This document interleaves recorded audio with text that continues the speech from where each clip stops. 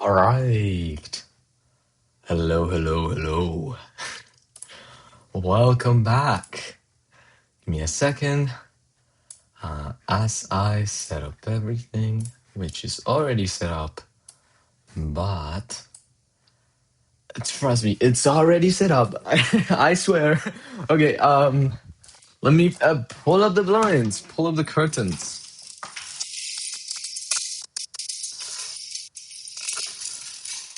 There you go. This way, we welcome a beautiful morning. Beautiful morning, as beautiful as the mornings get, which is a lot, because mornings are beautiful and part of the best part of the day. How is everyone doing? I hope you guys are doing well. Um, I am doing fine. Penguin operator as usual. Good morning. Welcome to the stream. Welcome to the stream. Um, Nick Vorsa too. Oh wait, no. This is okay. Ganga Kamal. Sorry. Nick Vorsa's name is usually always like orange here in OBS, so so I got them confused. But Ganga Kamal, hello, welcome. Penguin Operator, you're first indeed. But yeah. Oof. So people. We have a good day ahead of us. A good day. The reason is I think we're gonna have to, you know, I was thinking about this. I was considering it and I was philosophizing about it. I think we're gonna have to do some changes to the memory allocator, but not, not functionally. Not in, like kind of yes, kind of not. I feel like I'll explain myself when the right time arrives. But yeah, for now, welcome, welcome. Let's stretch. Let's stretch. Running to the front. And that's it. We're ready to start a new day with a project which has extended more than I expected it to. But it's okay. Because we're learning and we do this for fun. And fortunately we don't have a boss that's pressuring us because otherwise we would have been fired by now. Um anyways, so beware.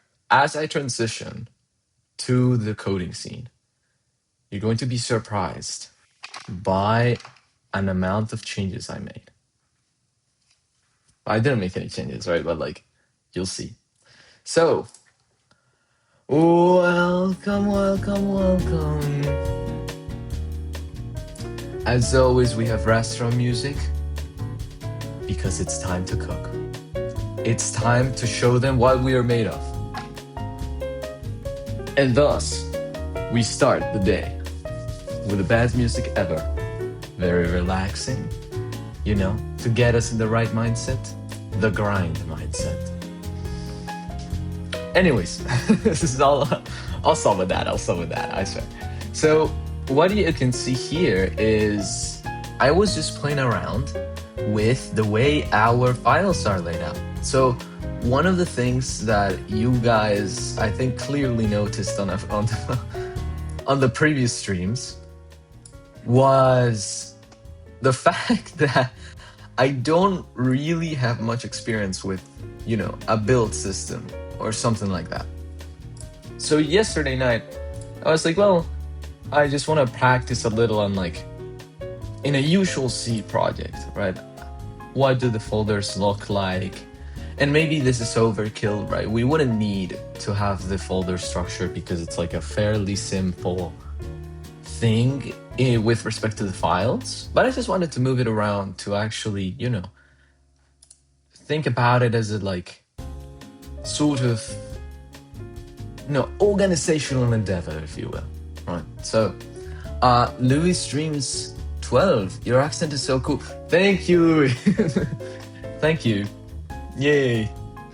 But yeah, I was explaining here how we're trying to, I just moved some files around to the respective folders. And I also customized the makefile a little to accommodate for those new folders. So you can see all of the include flags and etc. Where are you from? I am from Colombia, South America. We don't speak English there, we speak Spanish. My accent comes from somewhere else. It's like, I used to watch a lot of YouTube videos as a kid. Most of them were British YouTubers. So I inherited part of their accent. Then I came here to the US to study, and so now it's like a weird combination between the two accents. But yeah, thank you for asking.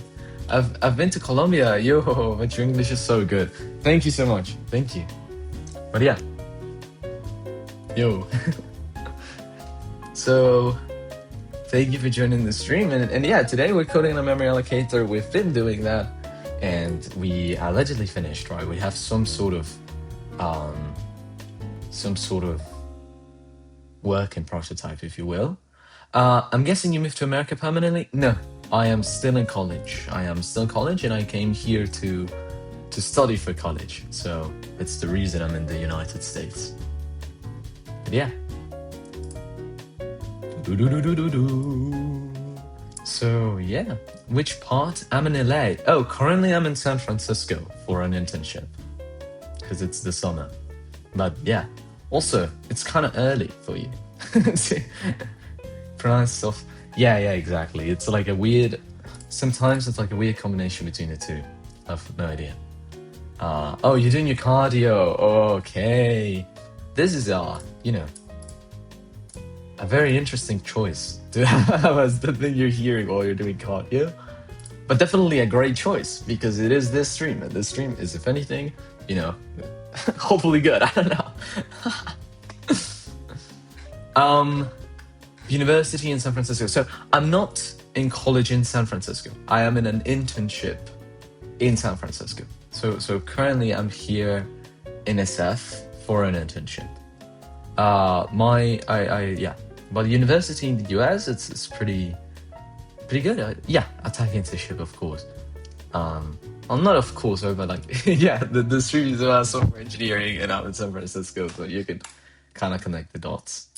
But yeah, and this is sort of the escape from the daily life, and we get to do our own little projects and all of those things that are very fun and very well. But yeah, so let's see. So do you plan to stay in America after college? Because Colombia is way more beautiful in my opinion. I am aiming at staying in the US after college. It is mainly because coming from Colombia, I had to take an incredibly huge debt to study here, and only American salaries would ever allow me to pay for it. If I were to work in Colombia, it would be impossible for me to pay it. So I'm sort of depending on staying in the US, which is, in my opinion, almost like hanging in a tightrope. So, yeah. But either way, so let's start today. I'm gonna do a little bit of this, then I'll read the chat, and then we do a little bit of this, and so on.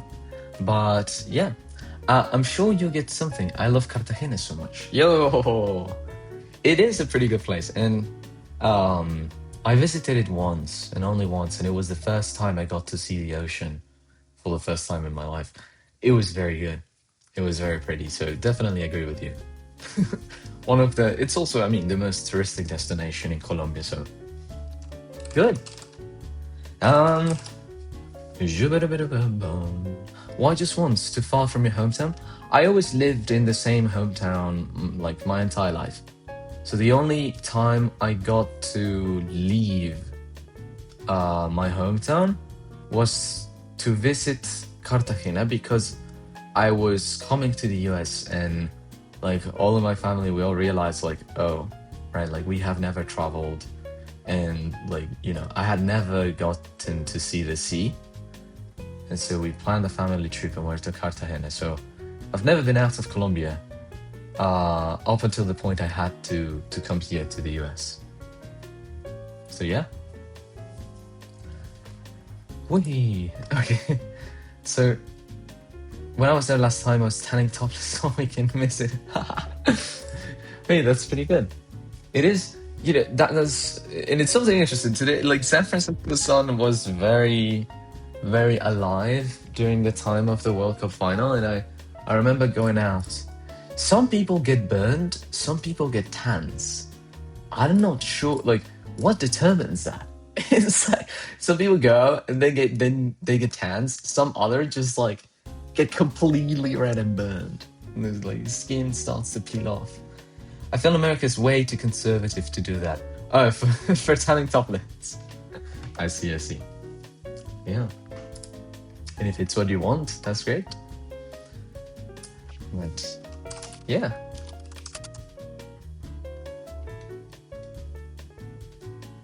All right. So, okay, people. So I'm going to explain some of the changes that we've made so far.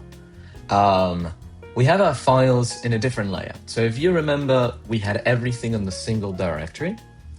And I feel like, despite the organization of the files not being the most crucial thing, it does make it seem like we are professionals. I don't know. I don't know. It gives it a little more, right? It's like if your files are organized, then like you seem more professional. Team Luca, hello, welcome to the stream. So today we're coding a memory allocator, and we're gonna be measuring performance. And the arrangement of the files is relatively simple. You can see it here, right? Lib is sort of things that are not really related to the project per se, but we need to implement. For example, the Stivik container, right? So Stivik is not part of the project. Stivik is just a container that we needed for the fuzzer. So we just put it in lib, right? Utils, also, all of the max and min macros. Those guys, they're not the key part of the project, but we still need them, so they go in lib. Include as usual, it's like the public headers in etc. And so the memory manager is the only one that needs to go there. And the rest is just private, right? Memlib is private, and the same thing for arbitrary. And the tests are in a single folder. So now I'll show you. If I do make test, it creates all of the tests. It compiles them all. And then I can just run cd build. So we now have a build folder in which all of the binaries are stored.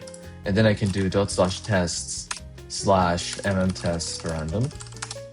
And then it runs the tests, which is way more organized and way better than what we had before. So I really like that, right? So all I'm going to do is I'm going to add this build guide to our git ignore, so that it ignores all builds. Same for the BS code folder. We're going to, just do that, right? So your keyboard sounds cool. Is it a special one? Well, not really.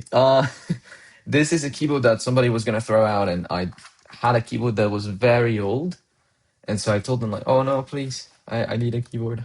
I need a keyboard." And so this is it. It's not that special, but I like it a lot. I like it a lot. But yeah, and I think it may just be the fact that you're listening to it from a microphone. I like the way it sounds, right? But it's not like one of those, because there's keywords that are like special for that you hear them and you're like, right? So yeah, Louis Dreams, would you say that's pretty common in Colombia? So what specifically is pretty common? Not sure if you mean what you mentioned before about tanning or something else.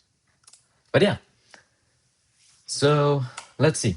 I'm gonna git add all of this. Oh, tanning. I've never seen somebody do it. Which says that it's maybe not as common. It's also the fact that maybe I haven't been to the beach at all. I only been there once, and so I don't have much experience with it. But yeah. Let me see. Sure. Change file organization. So let's. Oh no, I think I copied it wrong. Okay. Commit -m -m organization. There you go. Yay. Git push. Really? I feel Colombians are pretty open with their dressing too, like going braless for every day. No, actually, no. I would say it's quite the opposite. At least where I live. Medellin is my city, right? So definitely, from what I have experienced, it's the total opposite. It's very, prude, always dressing like a little more formally, or not formally, right? But shorts are not very used. Pants always, jeans usually, t-shirts and stuff. So it is like the common thing I would say in Colombia. If you go to the coast, because of the heat, it's definitely more common to see shorts and like, you know. So it really depends on what part of the country. The coast would be like the only one that does that. The rest of the country, I'm willing to argue, dresses in a more prude way. So yeah, bras for coast. I have absolutely no idea. I went there, never seen somebody do it. It's also, like, I feel Colombia is also pretty prude. It's also a very Catholic country.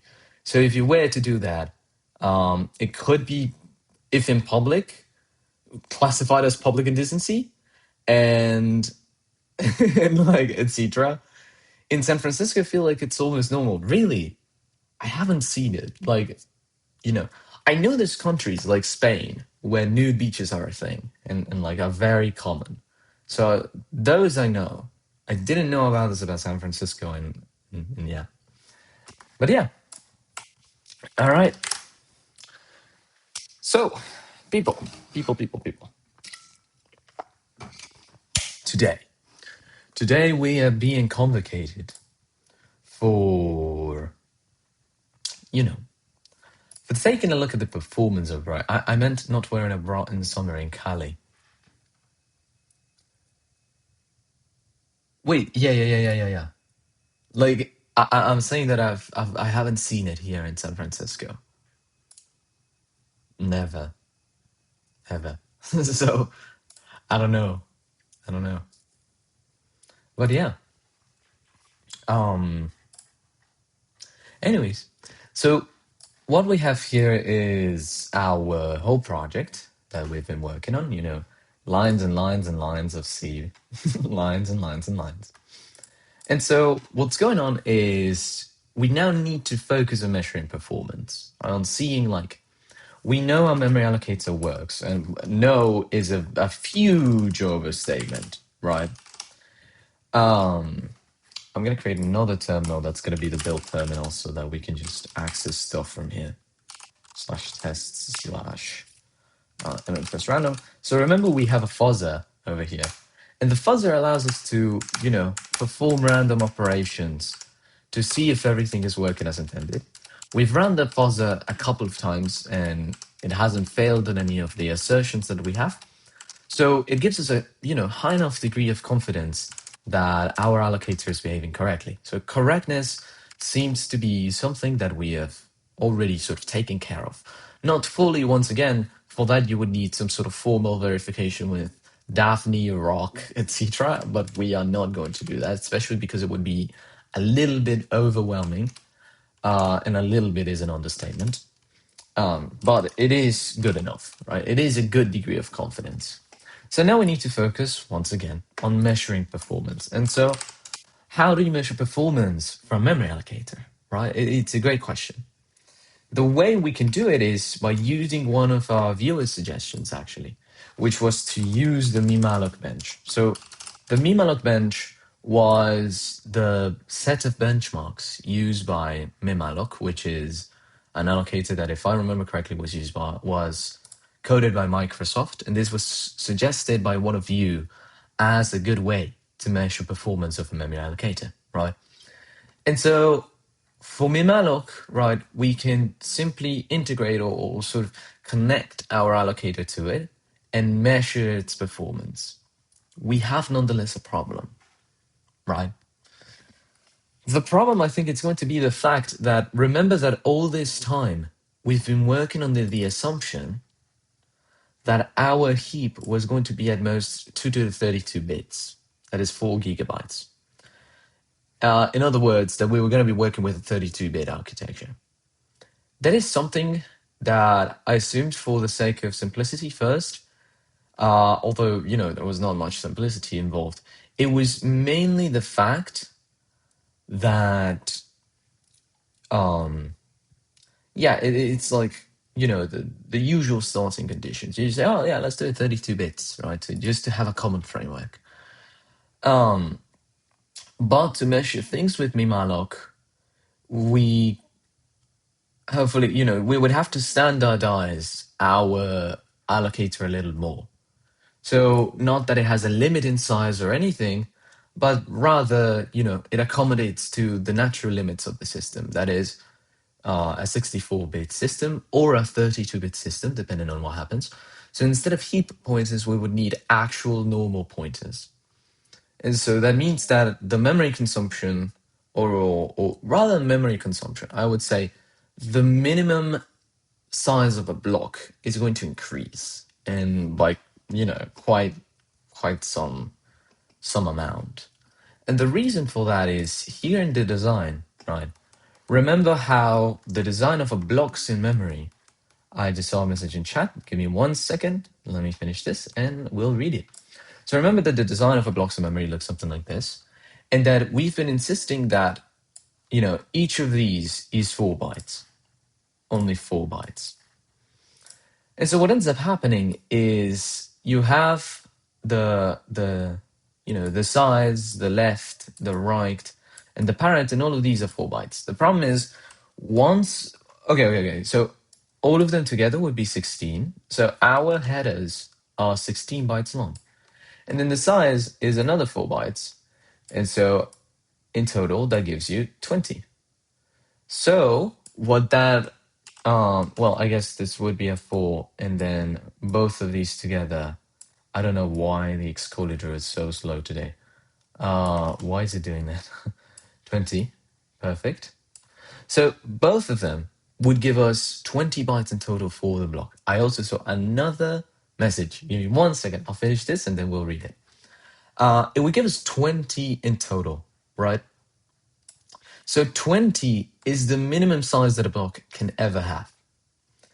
Now, with the new arrangements, it would mean that size is no longer 4 bytes, is 8. Left, it's no longer 4 bytes, is 8. And so on and so on and so on, right? Well, I'm saying 8, right, in the usual common sense. And what that would imply is everything doubles, basically. Everything doubles. Because now this is not 16, this is actually 32, right? 8 times 4. And this one in the end is not 4, it's 8. And so in total, they end up accumulating 40. So it is quite an increase. I would say like a pretty big increase. And it sort of worries me. 40 bytes in terms of the heap, it's like, maybe not that much. I'm not sure. Like maybe some of you guys can chip in and provide some of your experience on whether or not having a minimal block size of 40 is good. But yeah, it's just something that I'm like, doesn't feel like it should be this way. But we have kind of no other option because we need to support this, right? We need to support a pointer. We need to put a bunch of information there. We could take advantage of the fact that technically not all the 8 bits of a pointer are used. Out of the 64 bits, I think only 48 are used. I'm not sure what the others are used for, but I think that's the case, right? I don't remember correctly. Either way. So that being said, let me know what you guys think. Maybe those of you that have some more experience. For now, I'm going to read the chat. Are you studying computer science or something similar? Because why you do this? Yeah, I'm studying computer science and pure mathematics. And so I want to understand, the low-level things. I want to introduce myself into this world. And Right Time Memory Allocator seemed like something interesting. Well, it seemed like an interesting program. to tackle an interesting problem. So yeah, this is why we're doing it, and we're doing it for the sake of learning. Louis streams. Oh, Louise streams. Sorry, I've been pronouncing it wrong completely. Having lived in both Colombia and America, would you say you're prudish or more open? So you mean it like after I've moved to America, or do you mean my personality in general overall? I don't know anything about um, making a memory allocator from scratch. I'm more into game dev. Yeah, that's completely fine, right? Because everything at the end of the day is just programming, right? So we learn programming from every project. You just focus on a specific area. And memory allocators, believe it or not, right, they are relatively important to game development depending on what you're doing, right? Sometimes game developers need to go out of their way to build a memory allocator that actually accommodates to the game that they're creating. But yeah, feel free to hang around and to also leave the stream at any point in time. And yeah, I don't know. So Luis streams, yes, after.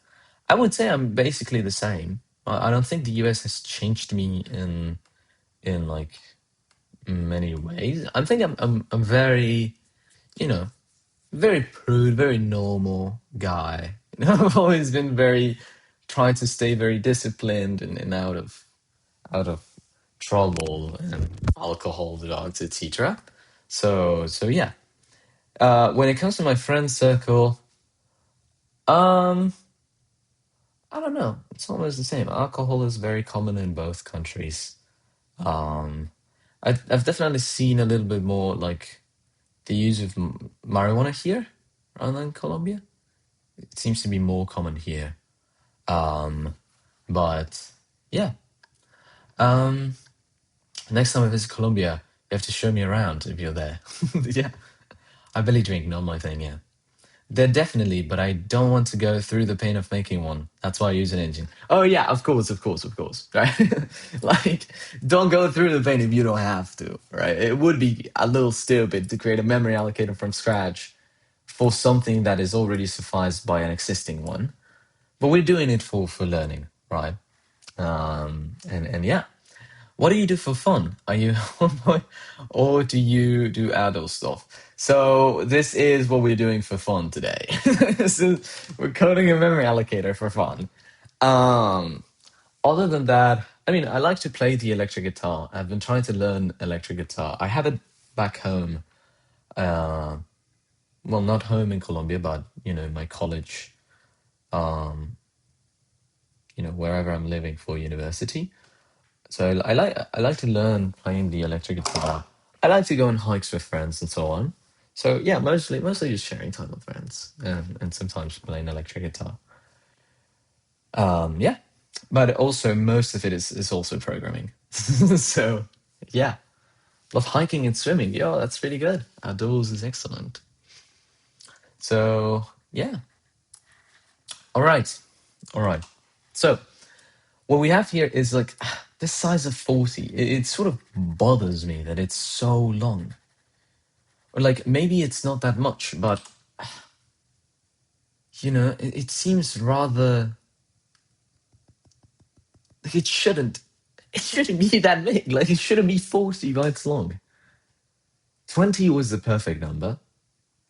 Um, but if we want to standardize it, we have to be willing to have something at size 40, which seems a little bit absurd in my opinion. Like it just doesn't track. It just doesn't. Okay, just for the sake of comparison, right? Just for the sake of comparison, because I want to know, like, are we doing the right thing, right? What is the minimum um, space occupied by a heap block in Linux? Is this a question we can answer?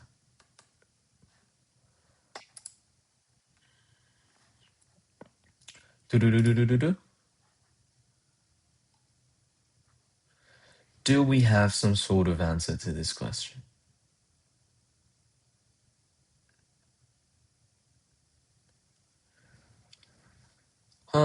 Generally it will work. If your system doesn't have that many contiguous pages, you have a serious problem. That's the magic of an MMU. Yeah, okay, this is more talking about, contiguous things, size of stack and heap memory, how to check heap space in Linux. It seems like we don't really have... Oh, wait. Is this it? Check. Okay. This is a myth. It may have a basis in historical truth. So what are we checking here? We're checking with depth 10. We create a char. We create a pointer that allocates one single byte. Then we say stack at here, heap at here. And then we pass in, okay, the address of the stack and then the pointer to the heap. Okay, if depth is smaller or equal to 0, check depth -1. Okay. So we see the addresses of the heap over here. What is the difference between one of these? So it seems like it's one full letter, right? So if it is one full letter, it means that it's 16, the difference. Ooh. That's a little... How? How is this even achieved, right? How could we achieve doing such a... Whoa, we have a raid. Yo, Keenest in ships. Hello. Welcome to the stream. And we're here coding on memory allocator. We have basically, we finished it in a previous stream, sort of a minimal viable product. We've been testing it and stuff. And yeah, and so we know it works, but now we're measuring its performance. And to measure its performance, we're going to need to perform some changes. I see some C and wanted to say hi. Yo, let's go. That's great. Yeah, C, best. C the best. Let me read some of the messages in chat. Your English is excellent. Thank you so much. I feel you'd be the perfect guide in Colombia. Thank you. You're saying Team Lucas saying hiking is awesome, especially in the Alps. Oh, damn, the Alps. Damn. That's pretty good. And when do you return back to Colombia? Unsure. Especially with the current, migration situation. But yeah, unsure of that. And anyways, so as I was mentioning before, Meliodev, welcome back. Yo. Okay. So we have a sort of like problem, right? Here the heap is, the heap is expanded by like 16 bytes. How Malak is doing it? Absolutely no idea. Because currently we're keeping track of... I mean, it really depends on your policy for allocation, right? Because if you only have free lists and stuff like that, then you would only have these two guys, right? And so 16 would be definitely possible, right? 8 plus 8. And that's it. But for our case, right, I think we sacrifice a lot when it comes to, the minimal amount of memory by having these guys live with us. So the minimal size of an allocation would be 32 bytes. What do we think about this? Because it seems a little unreasonable to me, but at the same time, pretty reasonable, right? If you're allocating in the heap something that's smaller than 32 bytes, then we have a little bit of a problem, right? And when I mean minimum allocation, I don't mean that the user won't be allowed to call, say, malloc with only 1 byte. I mean that if they call malloc with 1, the block that we provide to them, it's not going to be 1 byte long or 2 bytes long or 10 bytes long. It's going to be 32 bytes long, right? The minimal amount of the block that we can provide to the user is, for the user section, 32, for the block space in total, 40. And that seems weird. Before it was 20, right? 20 in total as space. Before it was 16 for the user section. So if they asked us, I don't know, please malloc 10 bytes, right? We wouldn't give them a 12-byte block, nothing like that. We would have to give them a 16-byte block because it's a minimal, right? Now that we're trying to adapt the allocator to work sort of everywhere, that jumps up to 32, right? Seems random, but how do you cope with the fear of failure when learning programming? Whoa, whoa, whoa. These are interesting questions. So let's see. Random, but how do you cope with the fear of failure when learning programming? I guess I would give you the question back, right? What does it mean to fail when it comes to learning? And can you really do such a thing? Right? Is there really a concept of failure when you're learning? And I think that would be my response to the question. But yeah, like realizing that you're not that good, right? I feel like, there is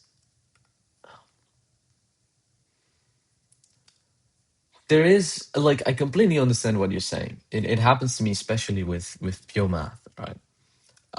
There's extremely brilliant people out there, and sometimes you're like, man, right? What is, I'm not as professional as this guy, and like it's impossible to maybe work as well as them, and understand things as fast.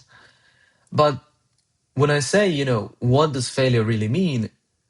I mean that there is this concept that when you're learning, there is really nothing you can lose by doing that, right?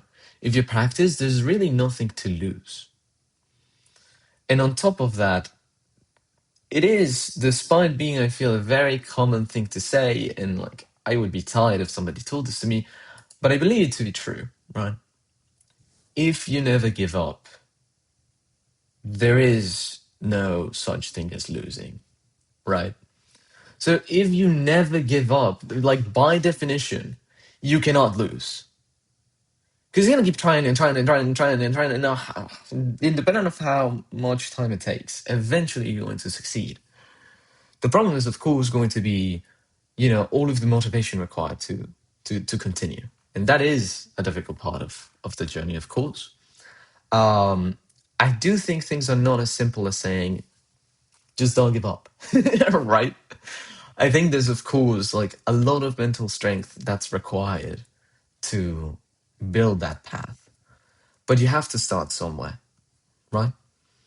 So I'll give you an example, right? Like throughout the summer, I had been doing nothing, right? Basically, I would go to my internship and, it would be despaired, like, oh my God, like AI is going to take my job in the future. And then things are going to be bad. And I'm not as good as other programmers, and et cetera, et cetera, et cetera. But in the end, the only thing you do with that is like agonizing yourself, right? Like, why? So I personally just decided, like, all right, let's just start doing things. In this case, a memory allocator, which I was really interested in. I was like, okay, I want to program something that's low level. Let's go with it. We started 2 weeks ago, if I remember correctly, or 3 weeks ago, something like that. And despite the journey being very slow, and I think like many of the people in chat are already professionals and are actually very experienced C programmers. And throughout this series, you guys have seen me struggle and like also struggling, but like not knowing some concepts in C and being like, dude, what's going on? Right. Um, but independent of that, after these 3 weeks, despite it being a long journey, despite maybe me not knowing many of the things at the beginning, now we're a different thing. Right? Now we know a lot. And it's only because we kept pushing that we got to this point, that we actually know how memory allocator works, that we, you know. So there is just that, something as simple as just keep going, right? Um, yeah, like I know it's very trivial. It's something extremely trivial to say, and I would get angry at someone if after I ask them for advice they tell me this, right? But it is the thing that I would have to tell you. Uh, Keenest in Ship says, "I feel learning lead code style algorithm questions every day. I just keep going." Exactly. Yeah. Right. Like you just keep going because if you don't give up, there is no way you can lose by definition.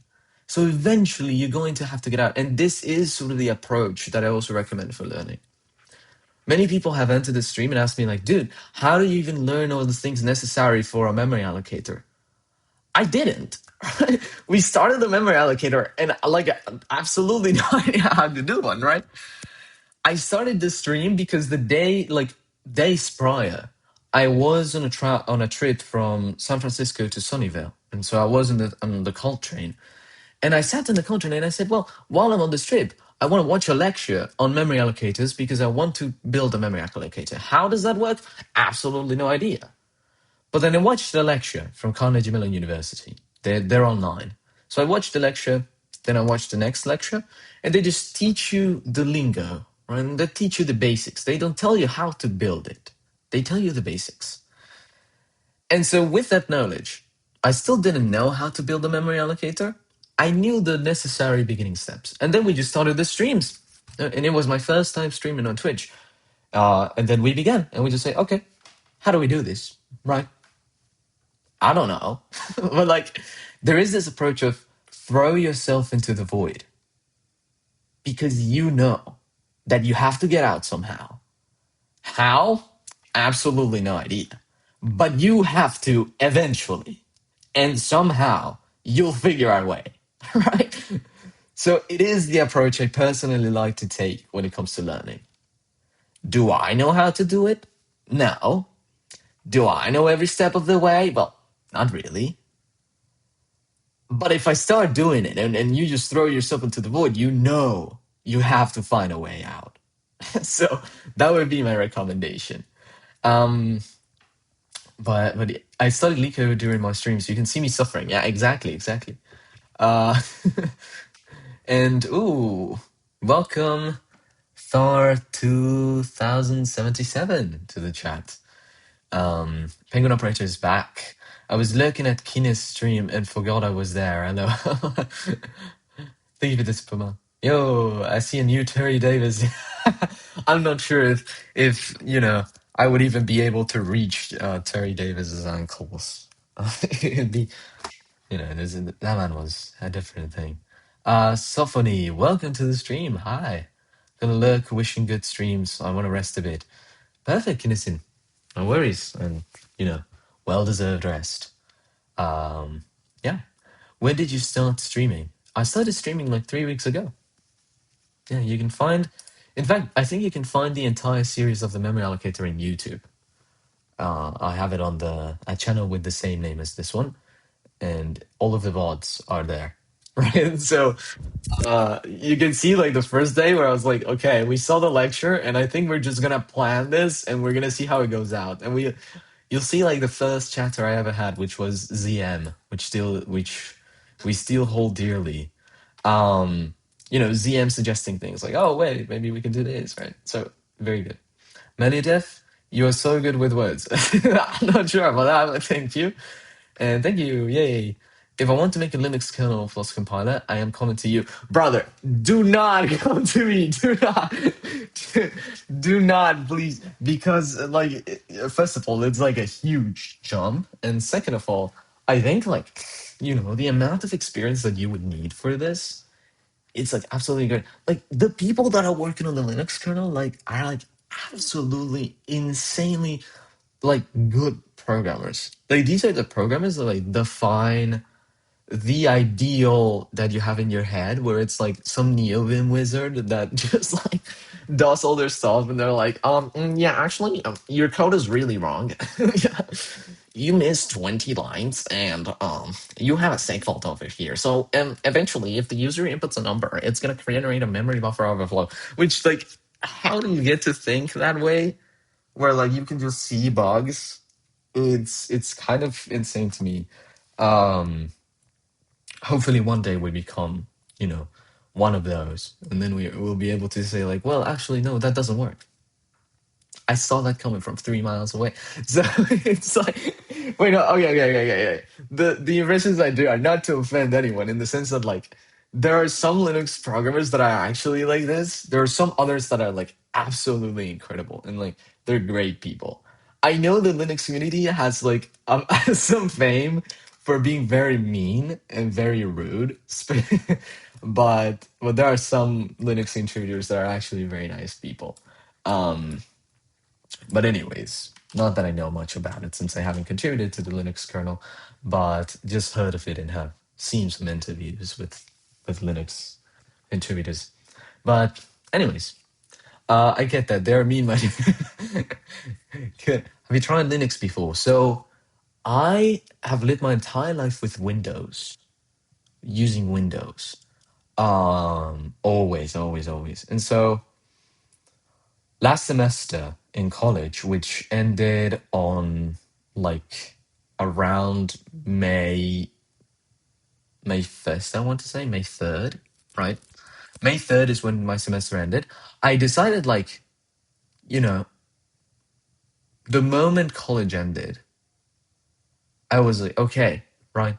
Windows, it's like getting completely obliterated. Like, this thing is not, I started to be like, they're sloppifying Windows a bit. And despite me liking it, I started to notice that for development, it's very, you know, very, very bad in a sense. Um,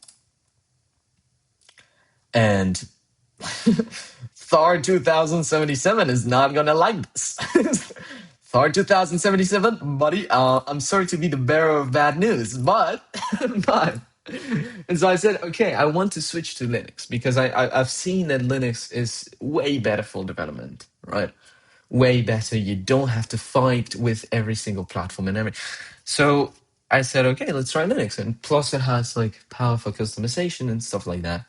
So yeah, you know, to the misfortune of Thor 2077, I installed Arch Linux. So yeah, coding Barra is, even as the puppy eyes, I would recommend stay on like, but yeah, Bible thumb. So yeah, I installed Arch Linux, and it is to this day what I have in my desktop PC. So I only got to play around with Arch Linux for like, you know, 15 days before I had to come here for my internship. And since it's in my desktop PC, like I couldn't bring it here. So I had to bring a laptop, and that laptop happened to be a Mac that, yeah, that you know, that was given to me as a gift, which is very cool. And yeah, sad times.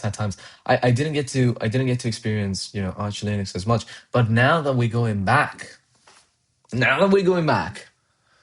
gonna see the desktop. That desktop, the streams are not gonna lag anymore when I open Firefox. Because like it's funny because we're coding and then I open Firefox and the entire stream just like goes down in performance and it starts to lag like astronomically. The desktop, that beauty, absolutely fast. Yeah, I don't know. It's not like the greatest of PCs, but I like my PC. And you'll see the Arch Linux that I have set up and everything. I feel I like Arch Linux more than Mac and Windows. There is, it seems like a little bit more simple, right? Like a Linux desktop is like a little more simple, for my liking, in the sense that like I decided to just use, a window manager. In this case, like Hyperland. I think is Hyperland the window manager. Like there are so many things that that are different but are actually the same. It's like your desktop environment, your window manager, your etc etc etc. Um, yeah, I just use that, and then you can just manage your windows, and they seem nice, and you don't have to minimize, you know, and you don't have to minimize, you don't have to maximize. You just have workspaces with the numbers from 1 to 10 or 1 to 0, I guess, and you just switch between them. And it's such a simple model to the point that I installed the program in Mac to do things that way, right? Workspace 1 is this one, this is workspace 2, workspace 3, and so on, which is why you see me switching between them a lot. But yeah, you can move to Scratchpad to minimize. I suppose so. Yeah, yeah. But I feel it's like nice to have that. It's like very simple model where you're just like, I know that 1 corresponds to VS Code, 2 corresponds to the testing, 3 corresponds to the browser, and so on, right? 6 is the music, and so on and so on. So yeah, it's like I like it, and I wish I could have more time, spend more time with it. But yeah. Anyways. And yeah, I don't know. So um I'm seeing Thar 2077 to feel my hypocrisy. I also use Arch. Bro, what are you talking about then, buddy? What are you talking about? Okay, by the way, on i3 when you move it to scratch window does not render, which saves memory. Pretty good. It's for unemployed people. Brother. Okay. Anyways, guys, we need to focus. Okay? We need to focus today on what brought us here. So, It was about 2 minutes, maybe 3 minutes, If it is as good as a little bit dance. Okay. Anyways. So, basically, we're having this dilemma where the minimum size of a block depends a lot on the fact that we're keeping track of things with a red black tree, and that if we increase that each of these to be 8 bytes long, then the minimum size of a block would be 32 and the minimum space would be 40. Yeah, absolutely insane, right? So this leads me to 2 potential approaches. One of them is we keep things separate. We keep a list of small blocks, which we don't index by red black tree. We instead index by a simple linked list. That'd be one. And the other, and then the remaining blocks, which are bigger blocks, bigger than 32 but are bytes, those we index through the red black tree, right? And so with this in mind, it could seem like a fairly good approach. For now, we're just going to use the left, right parent and so on as usual. And yeah, okay. So that's going to be the thing. We need to change everything to be actual pointers so that the heap can actually, work well. And what ends up happening is, with this decision in mind, if I may, so let me let's check out a different branch. What's the name? What branch are we in? We're master, right? Yeah, main.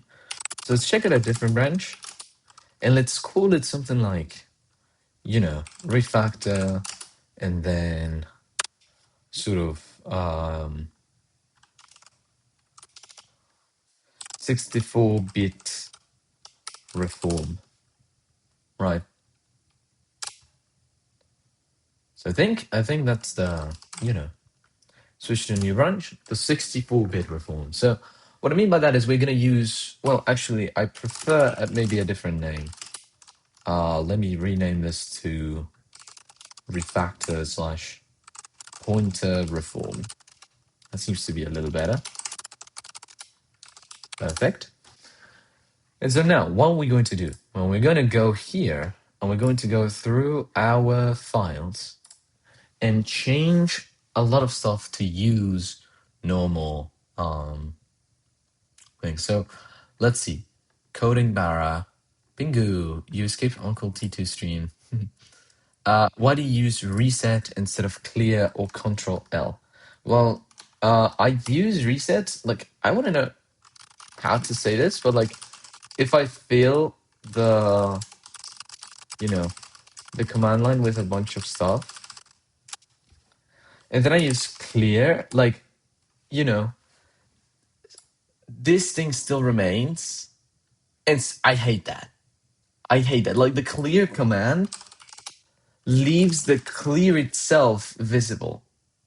Like, if I call clear, right, like, you can see the clear.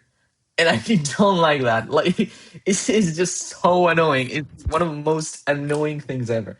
And if you do Control L, the same thing happens. Right? And I cannot tolerate it. So I just call reset.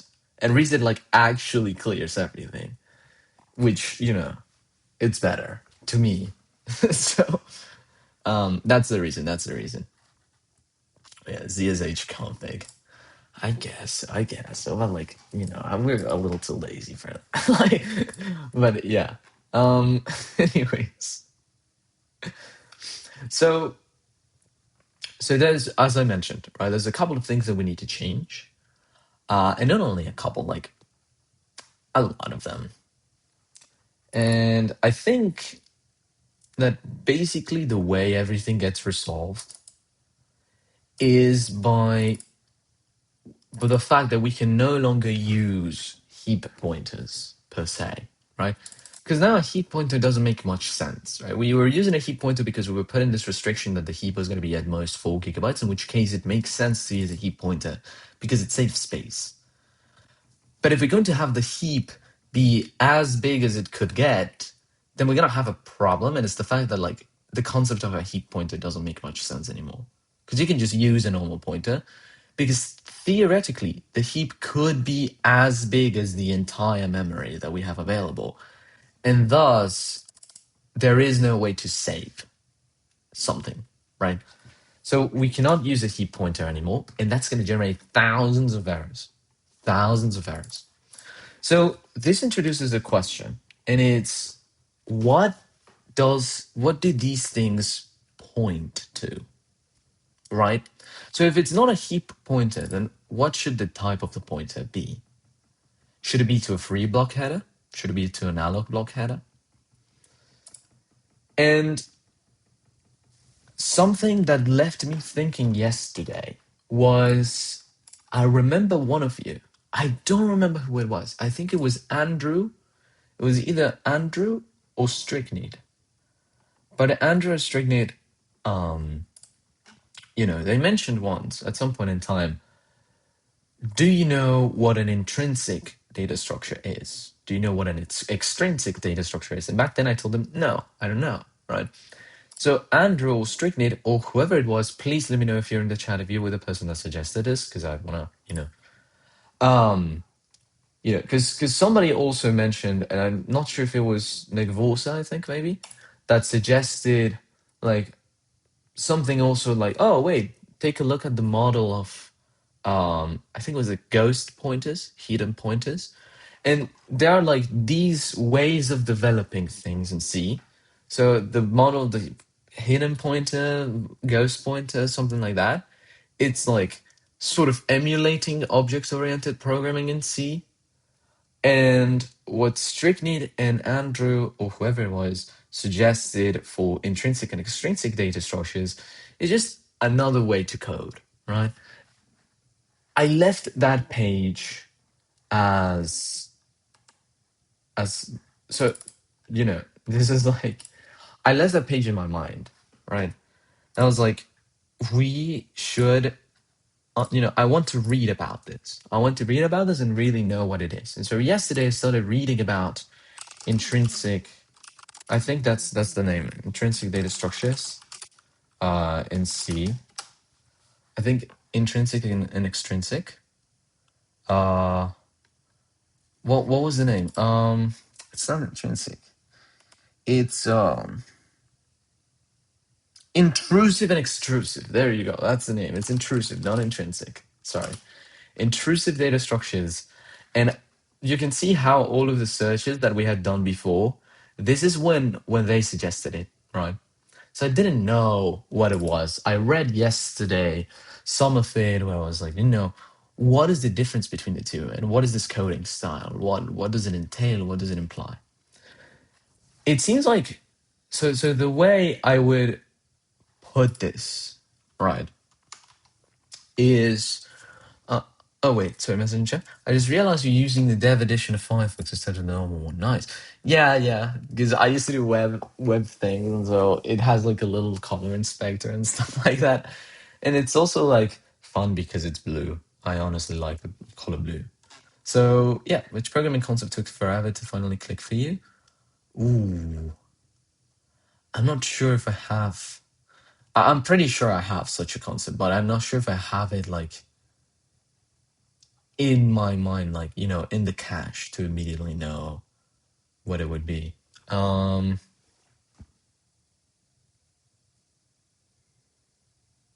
hmm,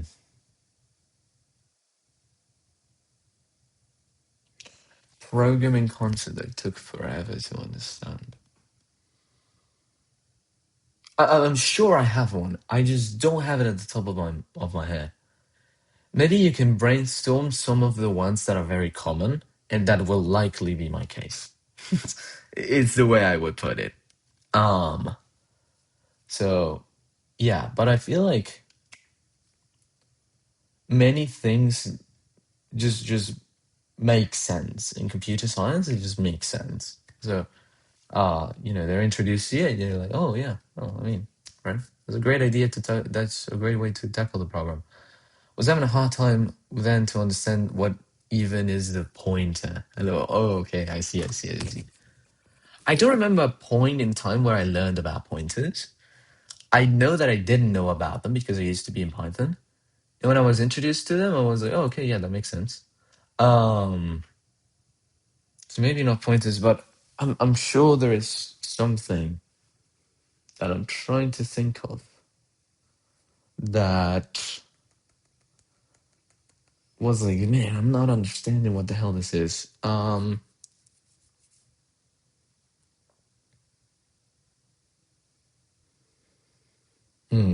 I would have to think about it. I would have to think about it a little more.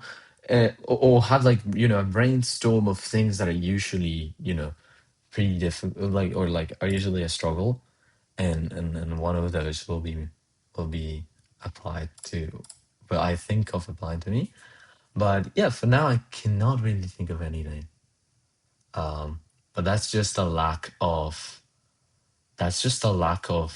imagination. I feel bad for selling your work.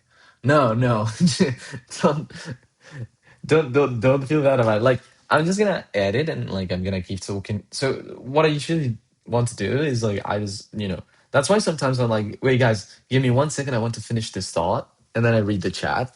So don't worry. Like sometimes you'll see me just coding straight, and maybe I say like, oh, I see messages in chat. Give me a second, I'll read them later. If I read them, I'm like, oh yeah, let's see. As a freshman, nothing makes sense except saying hello world. Yo, let's go. Pretty good. You're a freshman. And yeah. Um, so what are we doing here? Oh, yes. So we were talking about intrinsic and extrinsic data structures. No, intrusive and extrusive data structures. And so after reading about it for quite some time and taking a look at what they are, I think it's something that I would like to implement in this project because it would make it better. That's the first thing. And the second thing is it allows us to learn a lot. So in other words, so it all, I feel, comes from the problem or thing that, and by the way, please feel free to correct me because once again, I just learned about this yesterday. It all comes down to the fact, that we have a little bit of a problem in C, right? The problem in C as compared to C++, which is where I come from, is that we don't have generics, for example, right? And so what this means is it's really difficult to create containers or general data structures for that purpose, right? So if you want to create, I don't know, in this case, right, a red black tree that stores numbers, right? Then it's really difficult to do that in C because you would have to write an entire red black tree class that just uses numbers. If you want to use create a red black tree now for strings, then you would have to create a completely new sort of set of things that are going to be a red black tree specifically for strings. There's no such thing like, despite both of them having the same functionality, there is no clear way in which you can have a general container. An extrusive data structure, from what I understand, and once again, please feel free to correct me, is that idea where you have a container and that container just has, elements inside and it can accept generic elements. It's almost like the data structure is an entity by itself. It doesn't really care what elements it contains. You can just put things inside it and it works. An intrusive data structure, on the other side, it seems to me that it comes from trying to solve that problem in C. The problem that we don't really have extrusive data structures that easily, where you make the data that you're storing in the data structure also have a piece of the container. In a different way to say this would be the data constitutes the container, right? It is very, very, very strange. At least it was like a little strange at the beginning for like the first 15 minutes I was reading about this. I was like, what the hell? And it makes a little bit more sense now. But I think there are some great examples here on the internet that we can take a look at. This Stack Overflow thing, no, would never recommend. So yeah, what is an intrusive data structure? Right? Oh, sorry, copy them together. So the way it works is, I think linked lists are one of the most popular examples, where you have something like this. So here it says, what are intrusive linked lists? Intrusive linked lists, Primogen time, reading in a random article. Intrusive linked lists are a variation of linked lists where the links are embedded in the structure that's being linked. In a typical linked list implementation, a list node contains a data pointer to the linked data and a next pointer to the next pointer in the list. So if you've implemented hi Nick Volsa. So we're learning about intrusive and extrusive data structures, which I don't know if you remember, but either you, Stricknit, or Andrew suggested reading about this some time ago.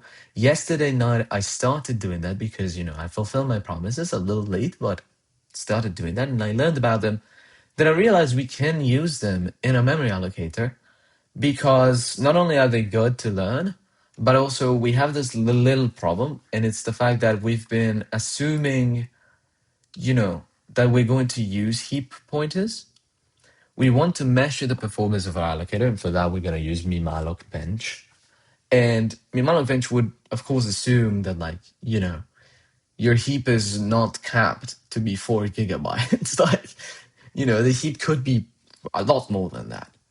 And so now we're trying to replace heap pointers with actual pointers.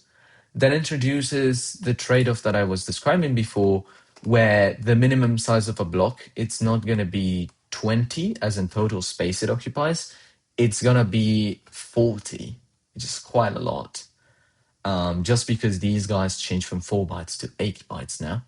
And so the minimum size of block size, not space, is 32 now, compared to the 16 previously. This bugs me a little. So what I suggested is maybe we can have for small allocations like a separate list.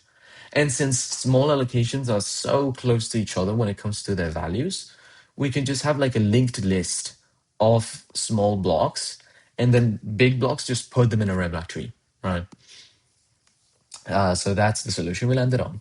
And then I suggested that, well, now that we need to make this change from heap pointer to an actual pointer, and that I was reading yesterday about intrinsic data structures, intrusive data structures, we want to see if we can implement it, because I think it would also make the memory allocator even better to read. Anyways, right. So we see that in a typical linked list implementation, a list node contains a data pointer to the linked data and a next pointer to the next node in the list.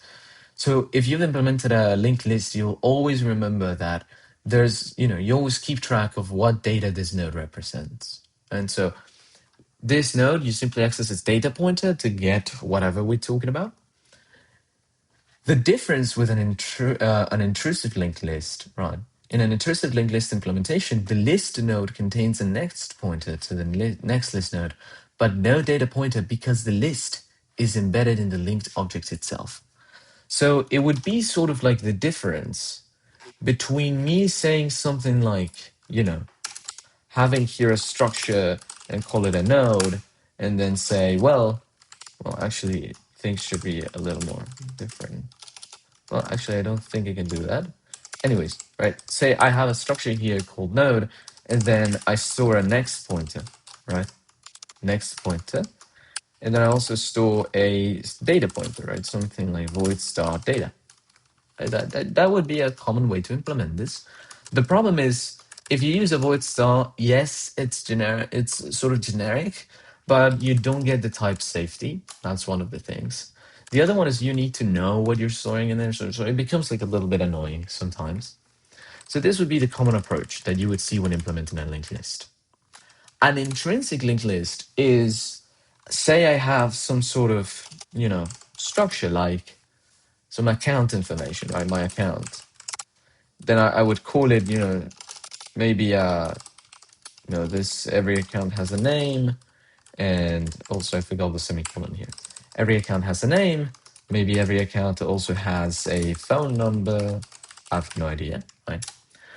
But the struct is aware that it's being stored in a data structure. And so what it does, it stores, right? It stores the information that the data structure needs in order to work. So it's intrusive precisely because of that, right? It's because the data is aware that it's in a data structure, and it's in fact contributing to the correctness of the data structure, right? And so for this reason, it's called intrusive. So you have to know the data type in advance, so you can't have a generic. Yeah. So in the usual approach, you can't really have a generic, right? Because, C doesn't have generics in the first place. The best you can do is like a void pointer, but then you lose type safety. This, although it seems attractive, it's maybe not the best approach, right? But with an intrusive data structure, the linked list doesn't really care what you're storing. It just cares that the data that you're storing allows it to preserve its correctness. And so now you can actually store generics in a sense, right? A single implementation of a linked list would allow you to store whatever data you want, as long as you make the data compliant with what the linked list needs. So that is, just store a next pointer in there, and that's all you need to do, right? So if you have this, then you can just use the methods of a linked lists and use it in here, right? So that's exactly what we're going to do, I think, because it's a little bit better, right? Because notice that we cannot reuse this red black tree for anything. And that was indeed a problem that, when we were writing the fuzzers, somebody said, oh, why don't you reuse your red black tree? And the reason is we cannot, right? This red black tree is created exactly for blocks, which is a little bit bad, right? Because what if we need a red black tree somewhere else? Of course, we're not going to. But I mean this in a more what if we wanted to expand this and implement something else? This red black tree would find great uses in other parts of the program, I'm sure.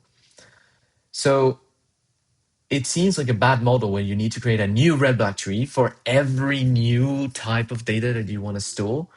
Absolutely horrible. If we use intrusive data structures, we only need one RevLac tree implementation, I think. I'm not sure. I haven't implemented an intrusive RevLac tree, but that's what we're going to figure out. And yeah, so that's basically what's going on, right? That's basically what happens. So how are we going to do this? Great question. I don't know, but we'll figure it out. So let's go to a RevLac tree class, because today it's going to be, a matter of trying to implement the RevLac tree as an intrusive data structure.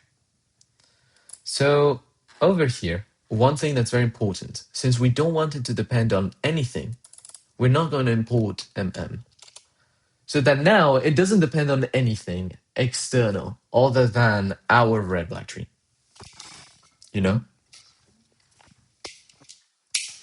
So what is a RevLac tree going to contain? Well, a RevLac tree type is of course going to need nodes, right? So we type def here a struct called node t. So let's also name it here node t so that we can reference it. And what we're going to do is we're going to say, well, right, what does a node for a RevLac tree need? It needs, of course, the fields we already have. So it needs a pointer to the left child. It needs a pointer to the right child. And it needs a pointer to the parent and the color. Because remember that previously we had it that the color was stored in the last bit of the parent. So let's just reinstate that and have --PC, right? Parent color. So that's the only thing we need for a RevLac tree, right? We need, maybe we need the size of the element, but once again, that's going to be stored in the struct that, or in the data itself. A RevLac tree itself, it just needs a pointer to who the root of the tree is. And that's all we need to worry about. So let's take a look at how the function signatures change. Well, everything related to a heap pointer, gone, right? Everything related to a heap pointer is gone because now we don't have heap pointers. We have pointers to nodes. And now, give me a second. Is it working? Oh, sorry, it's not node, it's node T. There you go. And now we also don't have, RevLac trees per se, we have pointers to RevLac trees. Because this is likely to modify the RevLac tree itself. So perfect. Now that we have this, and it's quite clear what we're going to do, we're not going to be using blocks anymore. I think I'm just going to change the word block for the word node. Node. Right. Give it some time to the extension so that it figures it out, because I don't think it has figured out that arbitrary is defined. Hello, extension. Are you alive? Extension. Hello. Arbitrary T. It's over here. This is what happens for using Microsoft products. Let's reload the window. Let's see.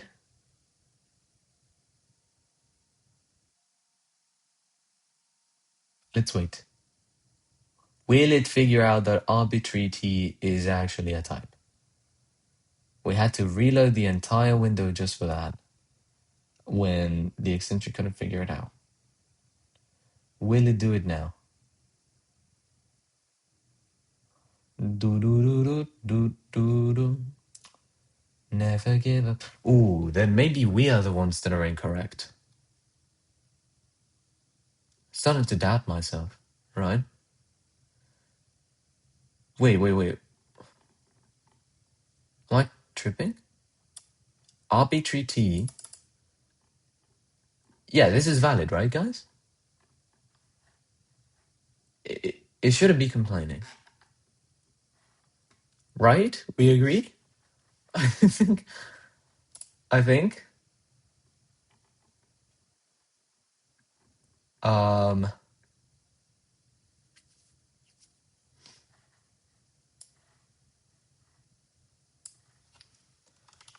So I'm gonna take color out of here and I'm gonna put it here because we also need the color. And I don't know why the extension is so bad. That okay. Why are you not recognizing arbitrary? Does it need to be in the struct like you did with node T? Well, not really. I did with the node T just so that it could reference itself, and actually this should be node T, not node. And this guy should be node, right? But this is just normal C, right? Oh, it's still so you guys cannot see what I see. I think here. You'll see that it's still loading. Like, take a look at my mouse here. It's still loading.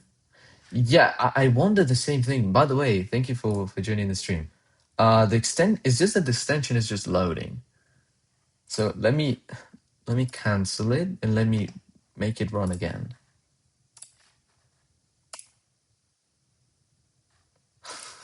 Okay. Let's try that out. No. It says that it's ready. If I reload, yeah, see? It just says, yeah, no, it doesn't exist. Oh, wait. I wrote it wrong. RB2T, maybe? No. Let's let's reload it. Yeah, no. It just refuses to accept the fact that this is a okay. GG VS Code, yeah. Not VS Code. It's like the C and C++ extension from Microsoft is like really bad. But let's see if I just rewrite that line. What? Wait, but oh, maybe because I'm using struct inside it and I shouldn't? No. Okay. If we reload the window again, both from Microsoft. Sorry. Are we back? Are we back? I think we're back. Sorry. When I reload the window, like my entire PC crashes. Like it just goes, it plummets. Performance plummets. Let's wait. Let's wait and see. Will it? Okay, it thinks it's C++. Brother, this is not C++. Uh,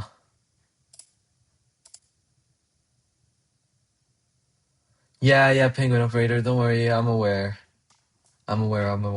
Yeah. So, brother, it's here. What do you mean a UN32? Bro, this is not a UN32. Okay. What if I just, comment this out? Get rid of all the imports, get rid of all that stuff. Nothing. Dang. So, feel like you need to restart VS Code. It's hogging all the RAM. That's usually the case, but okay. I mean, let's just quit it. Yeah. Okay, oh shoot, what did I do? Okay, sorry. Let's just quit it, and then, okay. Are there any instances of VS Code? No. Let's run it again. Feel it under my skin like a cheap plastic knife. Do you have arbitrary T defined somewhere else as a... No, right? No, this is the only file. The red black tree file is the one that defines it. Just to make sure, though, I'm going to perform a search over here to see if it's being defined somewhere else. I don't know.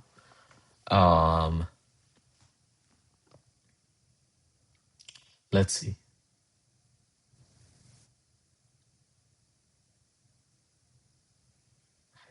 In your heart, in your mind, put me always aside.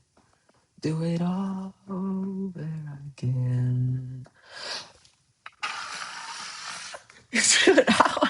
Okay, let's search for instances of arbitrary type. Arbitrary T. Not in the make file. This thing, oh, probably. No, no, no, but this shouldn't interfere with that. If I just delete this, would that solve the problem? So this is the C file, which doesn't define any structs. And then this is the header file. And then this is the test file, and that's it. And none of them define, red black tree as something else because they all import from the header file.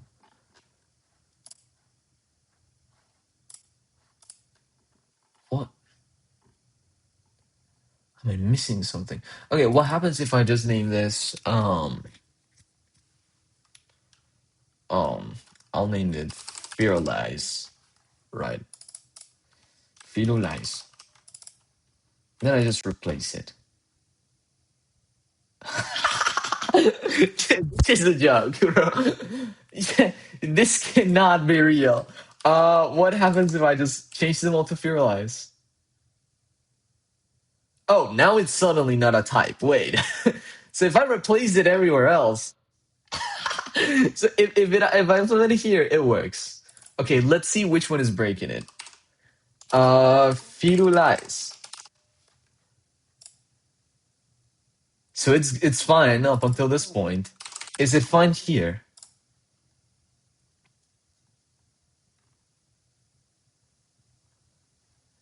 Is it fine here?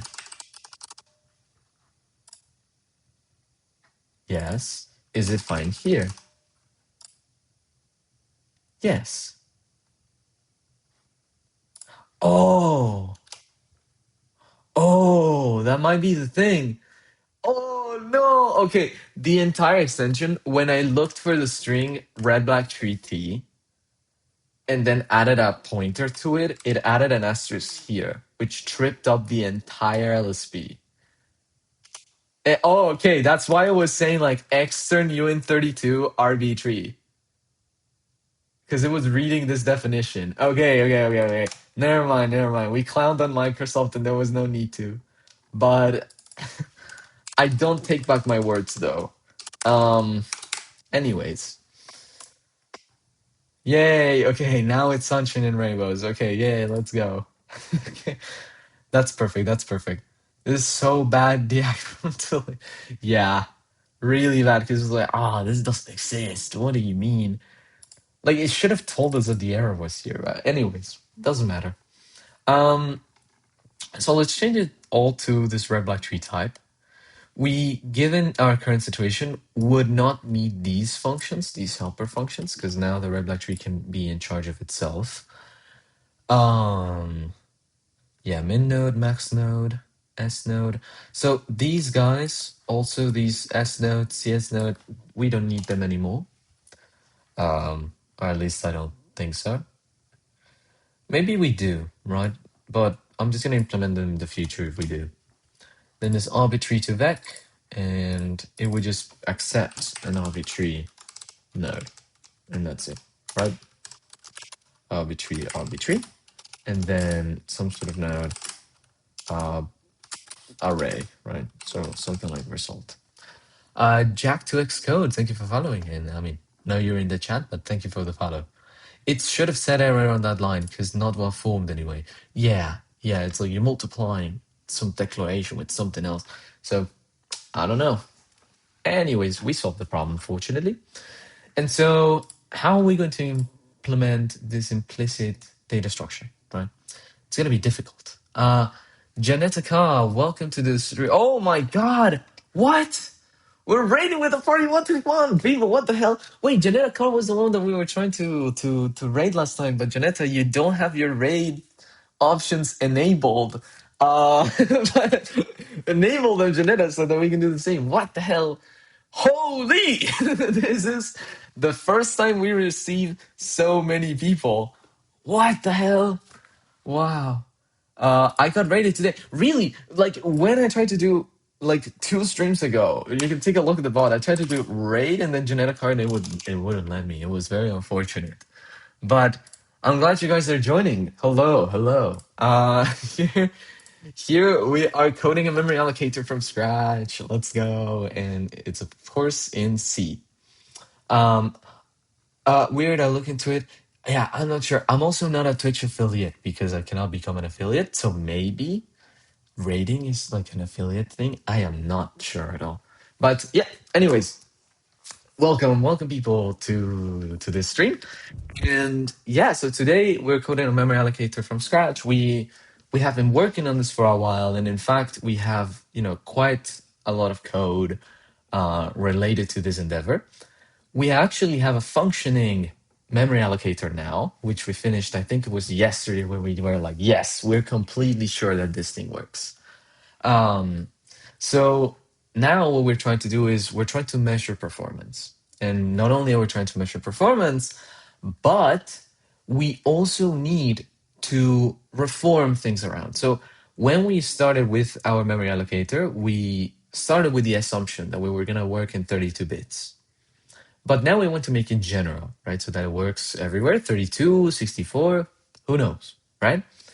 And so that's exactly what we're doing here. We're trying to change things around so that that is possible. Not only that, but we're learning about intrusive and extrusive data structures, which I didn't know about until last night. You can tell I'm a little bit of a a beginner when it comes to C, and that is the goal of these streams, to learn. So we coded a memory allocator just for the sake of learning. And yeah, so that's that. And so basically, the way a memory allocator works, and I know many of you in the chat, the regular viewers already know how it works, but I think it's good introducing the new people to what we're doing. You can see the amount of drawings we've been making, trying to take a look at things. But basically, everything. So memory allocator is the one that's in charge of managing the heap, right? When a programmer needs memory, they call malloc, and when they want to not use their memory anymore, they call free. Memory allocator is exactly the implementation of those functions, and together with realloc and calloc and all that stuff. But the two main ones are malloc, realloc, and the same thing for realloc. So those three are like the holy trinity of a memory allocator. And the memory allocator is just the guy that's in charge of saying, okay, how do I manage the memory that the programmer is asking me for and that the programmer is freeing? So that memory looks, you can think of it as like a big strip, right, which we would call the heap, right? And the way we represent these memory blocks that we're providing to the programmer, in which case our user, is this way. So remember, when you make a call to malloc, you always ask, can you please allocate 26 bytes, right? And so this thing gives you, right, it gives you a block in memory that's like 26 bytes long, maybe a little more, in which you can write stuff, right? So the way that's going to be represented for us, it's like this, right? It's like this. So we're going to have a block of memory. It's going to store the size of that block. So in the case of the example, this would store 26 if I call malloc 26, right? Or malloc 24, right? This would store 24, same as this. And then we keep track of these metadata, fields called left, right, and parent, as well as the color bit. Why do we have these things? Well, many of you may be aware of a problem called fragmentation, right? External fragmentation, where as you ask for blocks and you free them, you end up having a big problem. That problem is this one, right? So suppose the user asks for, I don't know, a block of size 12, right? And suppose that each of these squares is 4 bytes. So then we give them these three, right? These three. Then they ask for a block of size, not sure, 24, right? And then we give him these little six guys. And then they ask for a block of size 12, right? 12. 12. Hello, extension, please. 12. 12. There you go. And then we fill this out. And then they say, oh, actually, can you free the first block that you gave me? So we free it, right? And now this is still a block of size 12, but it's free. And now, suppose the user asks us, oh, can you nalloc 24? By the way, the name of our allocator is nalloc with an N. So can you nalloc 24, right? Oh, wait, and then they say, oh, can you also free this last one, right? So then they say, oh, can you nalloc 24? If you look at the memory that we have, the answer should be something like yes, because we do have 24 free bytes. We have 3 here, and we have 3 here. Nonetheless, those 24 bytes are not continuous. So actually what's going to happen is the program is going to say, no, I cannot allocate this. So this is a huge problem. When as you allocate stuff and you free stuff, you end up with your heap looking like a cheese, right? It ends up having a bunch of holes and a bunch of stuff. And we don't want that to happen. So to prevent this, there are many policies you can have, right? Maybe I can allocate, I can give to the user the first block that I find that is able to satisfy the request. Maybe the last block, the biggest block that can satisfy their request. Maybe the one that fits them the best, etc. We chose a best fit policy. That is, whenever we want to give the user a free block for them to use, we try and find the block that fits their request the best, right? And so that is inherently a search problem. And when you think of search, you should be thinking of, yes, binary search trees. But binary search trees, they're good and all. They have some issues nonetheless. And that's what AVL trees and red-black trees exist for, right? Love the worst fit was an option. I mean, worst fit is the way to describe, find the biggest block, partition that block, and give it to the user. It is an actual, serious policy for allocation. Many people before, I don't remember exactly which year the paper came out, but many people thought, oh, worst fit is actually a good sort of policy for allocation. Turns out it's not. Turns out it's not. Turns out it actually, in the common case, generates even more external fragmentation. But yeah. And so the best fit policy, it's a search problem. What do? We use a binary search tree. The thing is, we want that binary search tree to be balanced, right? And so we can use two of the more common approaches, right? AVL trees or red-black trees, right? And so what ends up happening is, well, between these two, which one do you want? They both offer sort of a similar thing. They are solving the exact same problem. The thing is, AVL trees need to store the size of each subtree in every node, in a given node. So that would be 4 bytes or 8 bytes, depending on, your architecture. But say 4 bytes. While a red-black tree only needs, apart from the whole binary search structure, which would be the left, right, and parent, it needs to store the color, which is either red or black, and that's 1 bit. So red-black trees consume only 1 bit of memory, while AVL trees consume, 4 bytes extra. So the choice was pretty obvious, and then we chose to use a red-black tree. And that's the reason why you see that metadata here. So these guys represent sort of the node's position inside the red-black tree. So we're going to store the red-black tree's information in every block of memory, right? Now, you may be asking, well, that explains what the header is. That doesn't explain what this guy is. Why is he there? Right? Who is this guy? Why are we duplicating the size? Great question.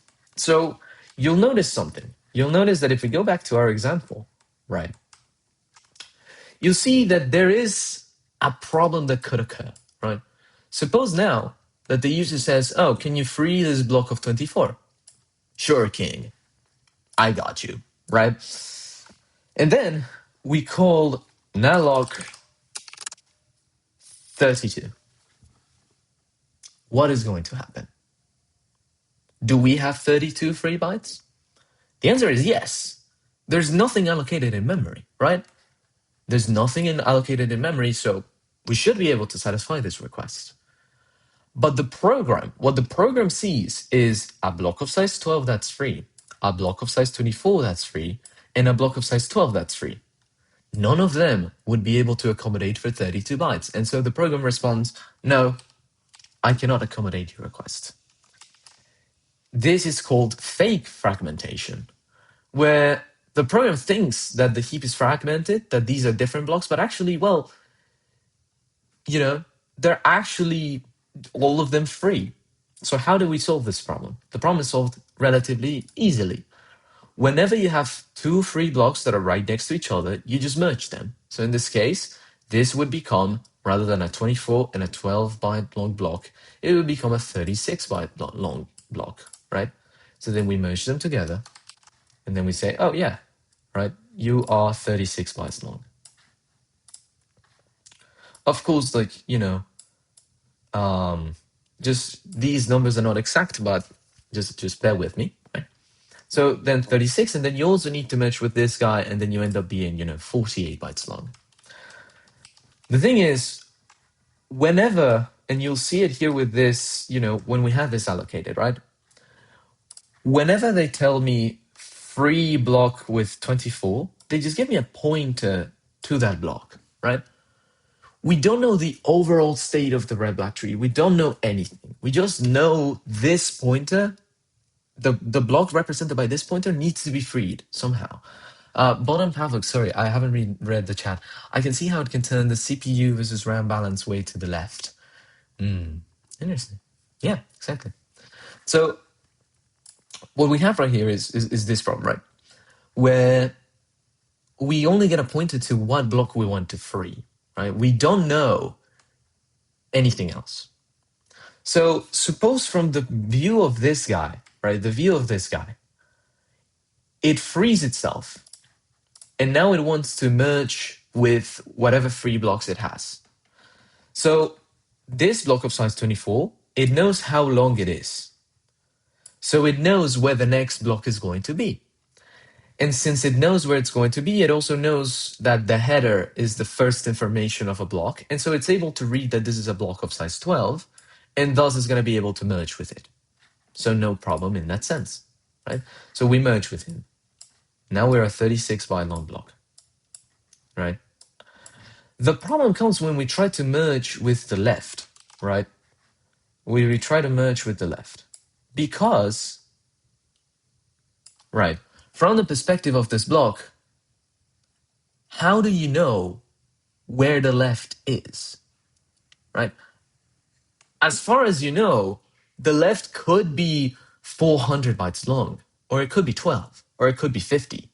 Because all you have over here, right, it might be user data, right? This data just doesn't make any sense, right? Because when it got freed, there's no guarantee of what's contained in there. So it may be 500 bytes long, 400, 10, 12, we don't know. So we include the size as the last part of the block, just as Bottom Pavlok, just realized, so that we can take a look at the last byte of the previous block and realize how long it is, so that now we can skip ahead and then modify the header information so that now this is not 36 nor 12, this is 48, right? 48. 48. Twitch chat latency is around 5 seconds. Oh, wait, try to refresh the stream. It's also my bad, like my computer is not very good, nor my internet connection. So, but yeah, try to refresh it and see if it works. But yeah, so what you can see here, right, is that's the reason why we're duplicating the size. Okay? So that's the model of our blocks. Now, we have performed an optimization. What is that optimization? The optimization is the following, right?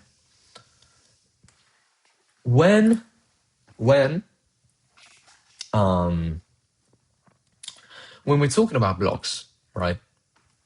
What happens? What happens is this information is important only when your block is free, right? You have problems with Wi-Fi on your own. Oh, okay. I see. But yeah, so this information, right, is important only when your block is free, right? Because the red block tree keeps track of which blocks are free. If your block is allocated, you don't really care about this, right? Because you're not going to be part of the red block tree anymore. So this would be occupying unnecessary space.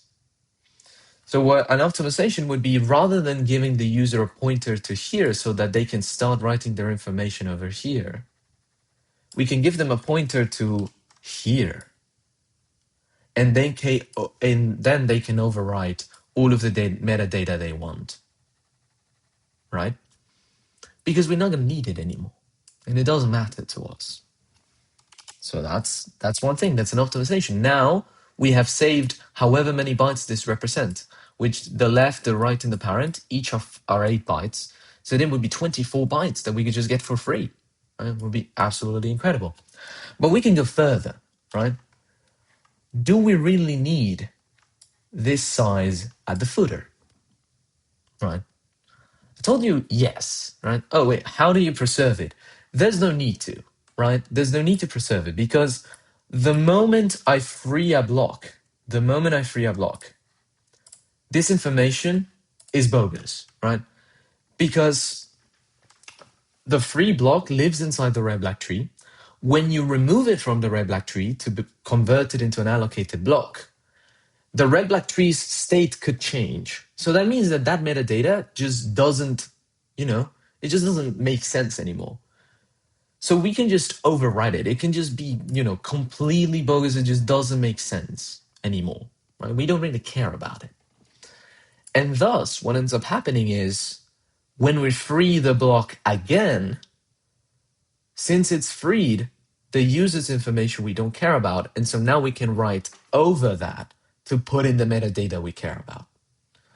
And so it's like this very good optimization on how we're doing things, right? Now, as I mentioned, right, do we really need this size? I just told you yes, right? And in fact, we need it, right? We need it for what purpose? For the purpose of coalescing two blocks together. We need to take a look to our left and see, is this block, what is the size of this block so I can travel to the header? But the answer, right, in this case, that's the answer for yes. We needed to do coalescing. But when do you need to coalesce with a block? Well, you need to do that only when it's free, right? If the block is allocated, then you just don't need to merge with it at all because it's allocated. So, why would you do that?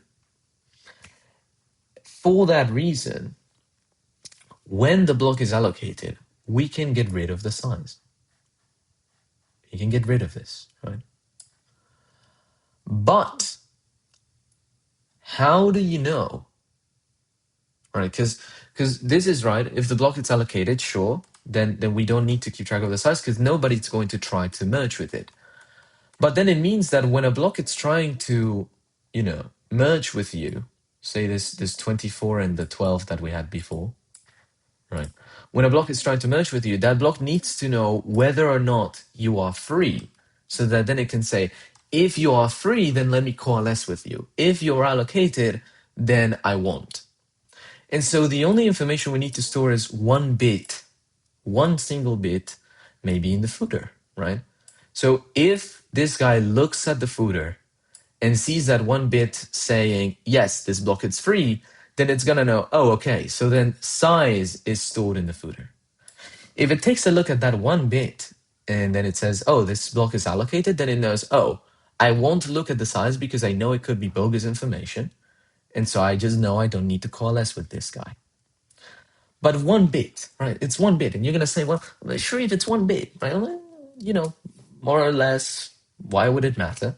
Well, we cannot really store one single bit, right? We would need to store 1 byte.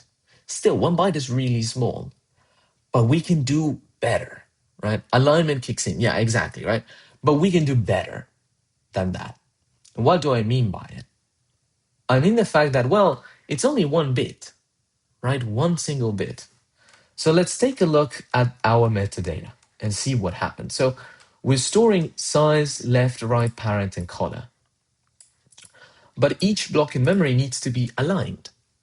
What does that mean? Well, it means that size, it's going to be a multiple of the alignment. In this case, say we're going to be 8 byte aligned, right? If it's a multiple of the alignment, 8, then it means that if size is, imagine for a second that size is just 1 byte long. And so then 1, 2, 3, 4, 5, 6, 7, 8, right?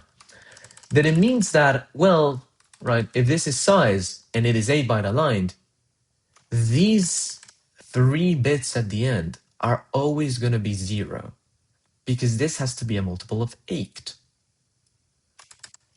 So the actual information about the size is going to be here. But these last 3 bits always remain 0 because it's a multiple of 8. What that means is we can use these 3 bits to store information. And just now, we realized that we need a single bit to keep track of information. So what do? We use this bit for the color of the node, right? And we use this second bit, because remember that a red-black tree requires 1 bit to store the color. There you go. And then we use the second bit to store whether or not the previous block is free. And so now we've made it so that when the block is free, we need all of this metadata, which is expected. But when it's allocated, the user can actually use basically the entirety of the block except for the header. Absolute cinema, in my opinion. I don't know. And I saw Bottom Pavuk was also saying absolute cinema. Yeah, so that is the design we ended up landing on. And you know, that's what we are currently implemented, and it's the way our memory allocator works. So those are the foundational ideas. And what we're going to do here, right, is we have already implemented an entire memory allocator, right? But we're trying to change things around. Why? Because, well, previously we were assuming that these guys were going to be, you know, 4-byte uint32s. That is no longer the case. We want the allocator to be a little bit more general so that it can store, you know, a heap of any sort of size. So now we're trying to convert things to pointers. Then we noticed that, well, our implementation of a red-black tree was like, here it is, I think, rb-tree.c. It currently has a bunch of errors because we were modifying a bunch of stuff. But this implementation of a red-black tree is like specific to, it's specific to working with the memory allocator. But if possible, we would want to implement, you know, a single, you know, take a single jab at a red-black tree and then be able to reuse it with any sort of data that we want.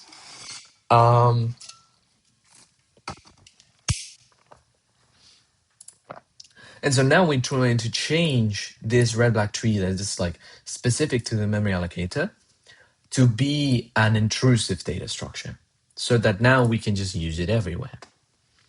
Bottom Pavuk is asking, but if the user can use additional 8 bits thanks to not needing the size at the end, how do you, well, make use of that? Right? 8 bits or 8 bits, you know? So it's not only that, right? The user gets access to 4 more bytes because the size is 4 bytes in our previous assumption. And now with the fact that we're migrating to a new architecture, it would be 8 bytes. So you're giving to the user 8 bytes, right? The thing I mentioned about that last byte where we stored the bit, sure, right? Like we could just put a byte in there. The thing is, like, you know, it just seems way nicer to be able to say an allocated block just looks like this. It looks like a header and whatever the user has. If we were to include the footer, then we would have to do a bunch of arithmetic and like keep track of that stuff. We don't really want that to happen. And so we simplify things by just saying it's a header and then user data. And the free blocks header and footer are the actual information that you need. So it is, you know, also a little bit of a simpler mental model in a sense. Simpler and difficult at the same time. But yeah, it's just the trade-off we decided to assume. Anyways. So we're trying to create this red-black tree as an intrinsic data structure, right? And when deallocating, you just erase user info and put back metadata, right? Yes, exactly. Because the user's freeing that. So they don't care about that information anymore. So we just put our stuff over it. Exactly. So I was saying we're trying to convert this red-black tree into an intrinsic data structure. No, not intrinsic, intrusive data structure so that it can be used generally, right? And I learned about intrusive data structures yesterday thanks to you guys that were suggesting in the chat a while ago, like a week ago. I fulfill my promises always. Better late than ever, but yeah. So it hit us at the right time. So we're trying to convert the red-black tree to an intrinsic. No, not intrinsic, brother. Intrusive data structure. There you go. And so yeah, that's it. So here we have it, right? We have the node T, and we're modifying this file. I think this is exactly what we want, right? We want to call this node T. We want to have an arbitrary insert, a find, and a remove, and they all accept the red-black tree and what is the node that you want to remove, and so on. Okay, so now let's pass to implementation, which is the place where everything is burning. So let's include .h, and let's change all of this. What are intrusive and non-intrusive data structures? It was something like we were explaining just before you guys came in, but a way to explain it once again. If I say something wrong, please someone in the chat correct me. The way to think about it is, because I learned about this yesterday, so please, mercy. The way to think about intrusive and extrusive data structures is, I feel, from the perspective of C, right? We have a problem in C. We don't have generics. And what that means is we cannot really create containers, like general purpose containers. So for the example of a red-black tree, we cannot really create a red-black tree that accepts any data type. No. If you want to create a data type red-black tree that stores integers, you need to create like an entire implementation of a red-black tree just for integers. And then if you want one that stores maybe strings, then you need an entire implementation that stores strings and so on. So it's like the same thing, but for every type. And that gets annoying really, really fast, right? And like, it's not only that, but it's unbearable, right? Imagine if you had to write the data structure all over again every single time that you want to use it with a different data type, just for the fact that we don't really have generics, right? Unfortunate. Extrusive data structures refer to precisely those, the ones that you can think of as generics, right? Data structures that have generics. General containers. A container that I think of it as, a normal container, and I can just put the data in. The data is not aware of the fact that it's in a container. The container is extrusive in a sense. It doesn't interfere with the data in any sort of sense. It's just there. It's a container. We cannot have those in C. The alternative is an intrusive data structure. An intrusive data structure takes advantage of the data that you're storing to also store the state of the data structure. And I think the best example is this, right? So if you think of a linked list, if you ever implemented one, a linked list usually consists of a next pointer and a pointer to what data is supposed to be represented by this node. You don't put the data in exactly because, what if you were to put the data in, then this could be an integer, and then you would need to write a different one for a string. You would need to write a different one for a float, and so on and so on. So this is extrusive data structure where you just have a pointer to the data. But we cannot have that in C. The best we can have is maybe a pointer, a void pointer, but then you lose the type safety, and we don't really want that. An intrusive linked list does something different. It makes the data store inside itself the node information. And so now the linked list doesn't really care about what the data is. As long as it has something called next, it can work in a linked list. And so this way we use the data as the sort of principal component of the data structure, which means that you don't really care what the data contains as long as it has this guy, which means you can actually use a single container to store, all of them the same type, yes, but like to store different types. You don't have to rewrite the same container all the time, but you can just have a single implementation and just use it with whatever data types you want. It is a little bit difficult to take a grasp of and to really understand, but I feel the best way to do it is through practice. So we're implementing our red-black tree here, right? And what are we going to need for a red-black tree? We're going to need a node. We're going to need a left, a right, and then a parent and a color. We're going to store the color inside the parent.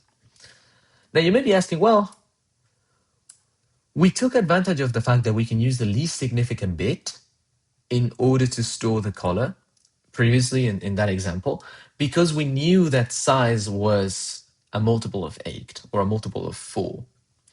Here we don't really know that, right? A pointer could technically be just anything.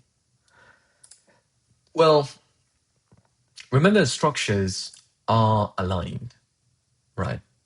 Food long icicle. Thank you for joining. And I love that emoji. That like, who is that guy? I have no idea, but like that expression is so funny to me. But yeah.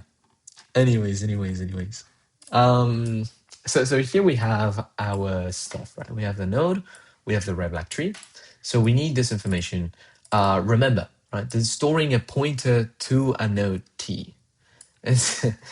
And so what it's doing is it needs to be aligned to whatever the size of the struct is. Well, not the size of the struct, but the size of the biggest member, biggest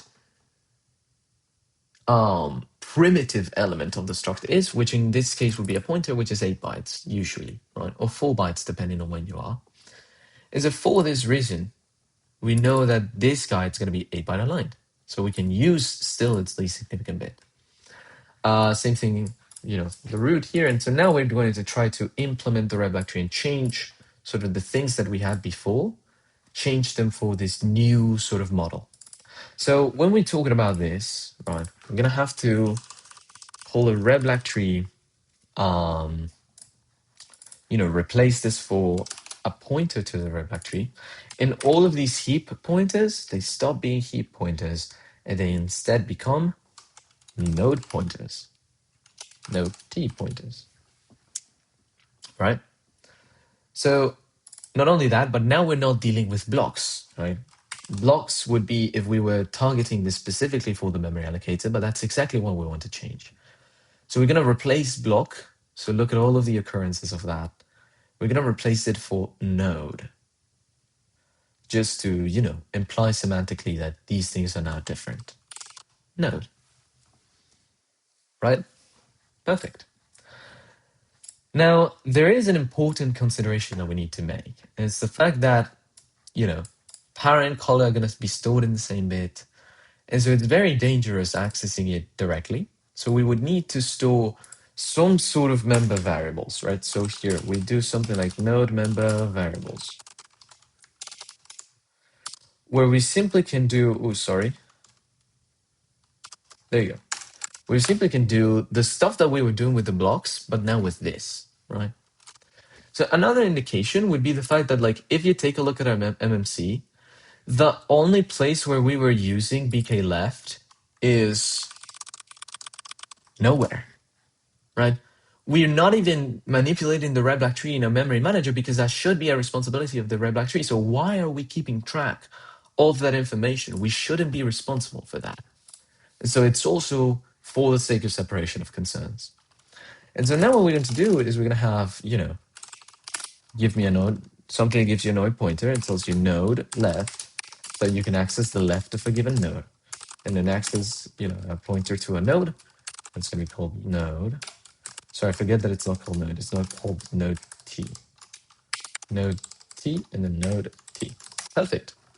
So what we do here is we're simply going to return that node's left. So you may be asking, this is very bad. Why are we doing this? Well, the reason is because you cannot access the parent directly. You need to do bit shifting. And so we're going to need to write a function related to the parent so that you can access the parent. It's going to be something like, oh, give me the parent of this node. Which node? Well, this guy, right? But I'm just passing you. node t star node.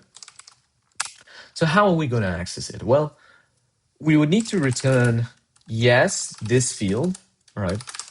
But remember, we need to ignore the last bit. And so what we do is we AND this with whatever the negation of this thing is, right? Perfect. So that should work. The thing is, this is stored as a pointer. And so I think to do the bit shifting, we're going to just need to convert this to a UN pointer T, and then, do the bit shifting. And then after that, we actually do it. Itachi WNL, welcome to the chat. Let's go. Yeah, we're coding here a memory allocator from scratch. So yeah, we access the parent this way. And you may be asking, well, how do we set the parent? Great question, young Padawan. Set parent, right? Set parent of which node? Well, this node over here. And the new parent is going to be whatever I pass you, parent. So first thing we need to do is we need to erase the current information about the parent except for the least significant bit, right? And so the way we can do that is we can say, well, my node's PC field is going to be ANDed with 0B1, right? So we AND everything with 0. We erase all of that information except for the color. And now that we know, oh, actually, can we not just bit shift? That's annoying. Wait, do you guys know? Can we just not perform these operations in a pointer type? Do we always have to convert it to a uint pointer t? Let me know if you guys know. For now, I'm gonna do it this way, but if we can do it just, in a more straightforward way, it would be better. So now what we do is we say, well, right, now I need to put in the new parent. So what I'm going to do is I'm gonna say, well, right, grab that field and OR it with whatever the parent is. Since the parent, we already know, is a multiple of 8 or a multiple of 4 or whatever, this thing, it's going to not interfere with the least significant bit, right? So I forget that we need to convert this to a unit pointer t, right? You like the explicit cast better? Yeah, that is true. That is true. I guess that's true. And so that way we OR with the parent, which we also need to convert. Perfect. So that's it. And now what we need to do is so this would be the only way to set the parent, right? And to access the parent. And so if we're going to access the parent and set the parent this way, it would be very weird if in the code base, some of the fields are just accessed through the normal pointer and some others need a function to be accessed. So just for the sake of uniformity and so that, the rules are clear in the code base and everything is very readable and understandable, we're going to use functions for everything. So we're going to do set left. You may be saying, Sharif, doesn't that ruin you're going to have to do a bunch of jumps every single time you use this function. The reason is not really. These are very short functions, which means we can just inline them and take no hit when it comes to performance. So yeah, we're going to have the node and then a node t and then star, and then we're going to have left, and we're going to do the same thing. Right? We just node left is going to be equal to left. As simple as that. We'll repeat the same behavior, but now for the right. And we simply go here, and then we change left for right. Okay. Perfect. Compiler can just inline them and make my job at decompiling it harder. Oh, do you work in reverse engineering? Bottom Pavuk? But yeah. So here we can access the right? And we do the same thing for the right than we did for the left. Now the parent, and finally the color. So the way we access the color is we need to return a color enum. We say md color, node color, right? And then you need to tell me which node you want to extract the color of. It's going to be this guy. What I'm going to return to you is simply going to be, the pointer corresponding to this extraneous field, but just this least significant bit. And finally, to set the color, which should be a void. And actually, I don't know why I'm returning this. It should be a void. I also don't know why I'm returning this. It should be a void. And I also don't know what I'm returning this. This should be a void. Perfect. And so now what we can do is we can say, well, right, void md set color. And to set the color, what we want is to say node t star node. And now you need to tell me which color you want. So what am I going to do? Well, we're going to need to access that field, right? And we're going to zero out the least significant bit. How do we do that? Well, of course, we do it with the negation of 0 v1. So we zero out that last bit. And finally, we OR that last bit with whatever the new value we want is. In p30, then a node for that's just pc with whatever the color is. It should be an OR. Perfect. So now we have the functions that are related to it. Well, trying to, but not doing that for money from ethical considerations. I see. I see how this could be very nice to use in Zig. There is a convention, p1.func is the same as func p1, p2, etc. Really interesting. Huh. So I guess this corresponds to the Zig syntax of sorts. I don't know Zig, but yeah. So now what we can do, right? What we can do is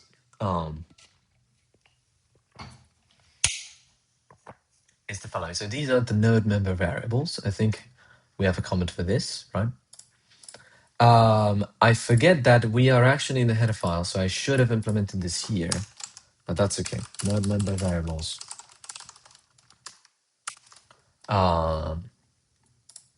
Yeah, so let me just grab that, not from here, from here.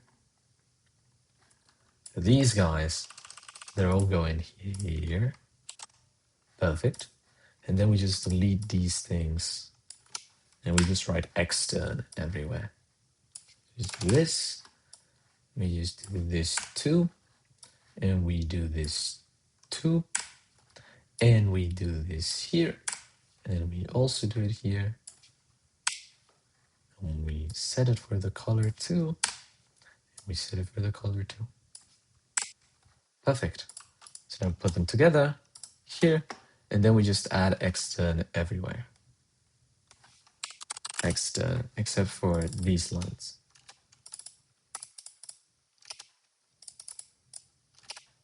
Perfect.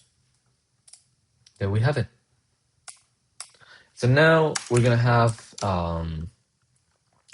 this thing here, which, I mean, these are like arbitrary methods in a sense. I'm not sure how to describe them. Maybe we can find a better name. Let's just separate them here in the code too. Arbitrary methods. Perfect. So now, incompatible integer to pointer conversion returning UNPTRT from a function with result type this. I mean, brother, can you, please, you don't be like this to me, please. Okay. So first of all, we need to change, right? Fortunately, before we were using the same functions, but just for blocks. So now we can just replace every call to these functions with the new ones.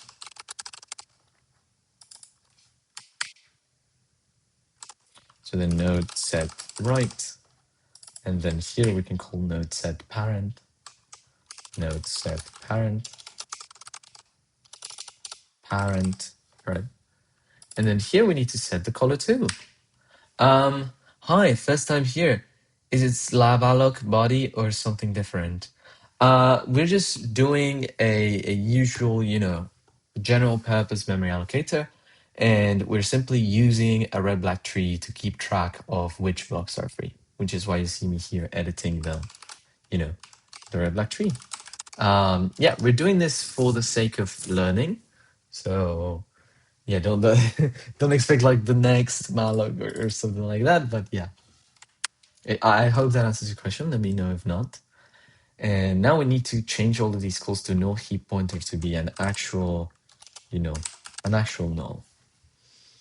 Null pointer is not being recognized by the LSP, so unfortunately cannot use it. We also need to include the place where this is defined, which, if I remember correctly, is stddef.h. Yes. Oh, let me read this. You should try it for build system alone. So much nicer than raw make or cmake. You can also build C. That's some mean things from the compile. Oh yeah. But yeah, I may try Zig. I just want to first learn it properly and then be able to use it. But yeah. So let's see. So what are we doing here? We have the member variables, we have everything. Yeah, and so most of the behavior is going to change in some places. So here, the root of the red-black tree, we no longer need a function for it. We can just access the direct member, right? Perfect. Great. So now,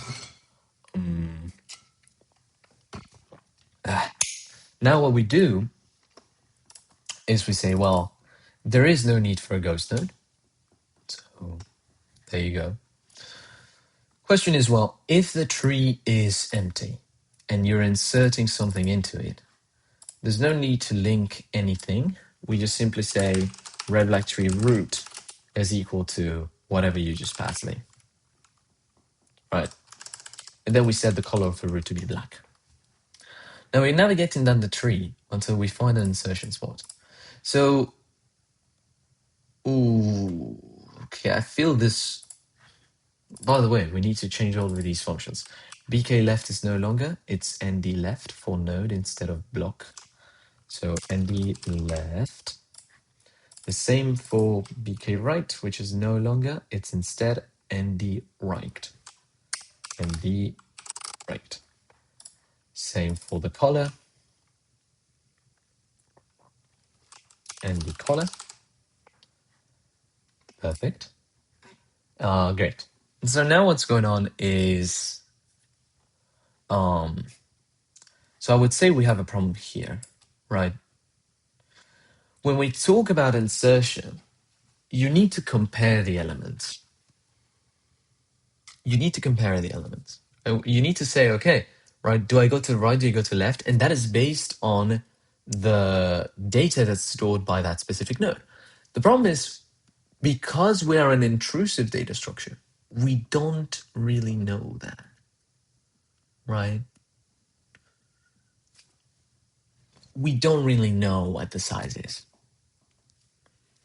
And we also cannot force the user being our future selves, to use a specific name, because it's possible that we want it for something else, right? Maybe the name of the variable is not size. Maybe, I want to compare them by status or by size or by health, whatever. So okay, here we hit a dead end, I suppose. So the problem here is we need to traverse down the tree. So one thing I think we can do is include into, but I don't like that, right? I don't like it because we could include some sort of like function pointer, right? Maybe something that returns a bool, something like a bool, and then like called, I don't know, comparator, and then it accepts two things of some void pointers, right? Something like this.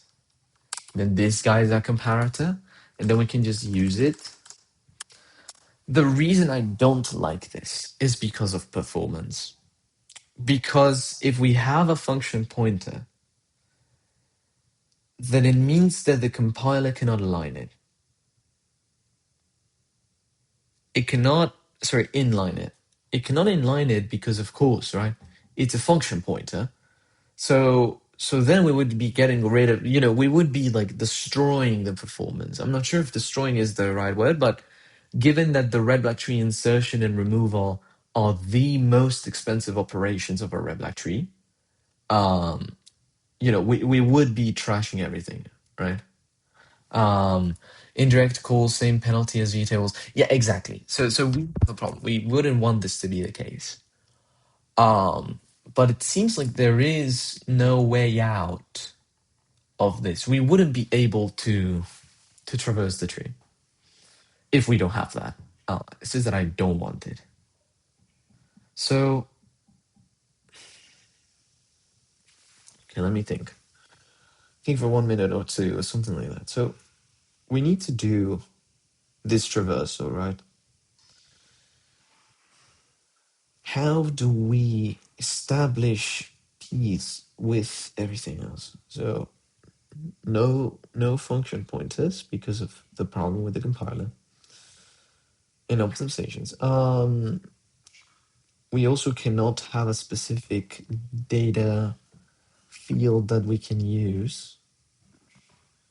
But those are the only two options, right? So it means that we wouldn't be able to traverse the tree, which is kind of silly. So how do we do this? It is just not possible.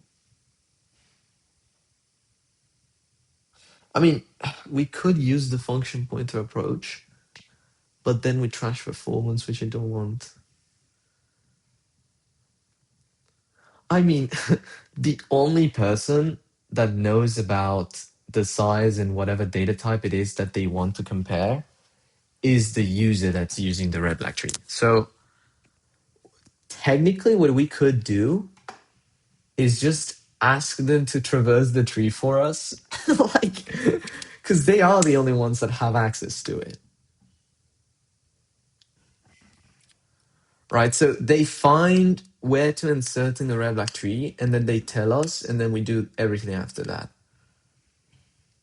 But I feel that's not nice because I want to be able to just call red black tree insert, the red black tree, and then the thing.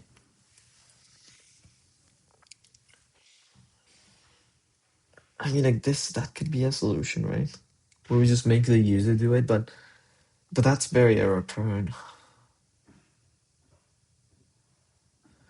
Well, I mean, it's only this piece of code, right? Which is pretty general. So it's not that difficult to implement for a user. Like, if they get it wrong, it's on them. But that's also the wrong mentality. I wouldn't want that to be the case.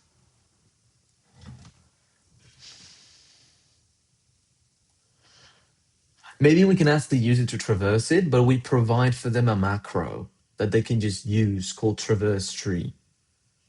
And so, yes, they're doing the work. Yes, they optimize it, but they have a macro now. So they can just do it, right? I think that could be the way. We just make the user do the traversing since we don't have the information and then just, go for it.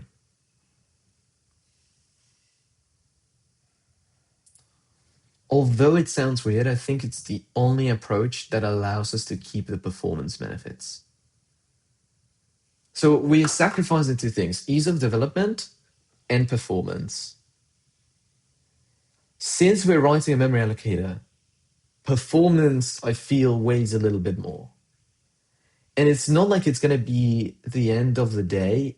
It's not like it's going to make our life impossible to develop it this way. It's just going to be a little bit more cumbersome, but not too cumbersome.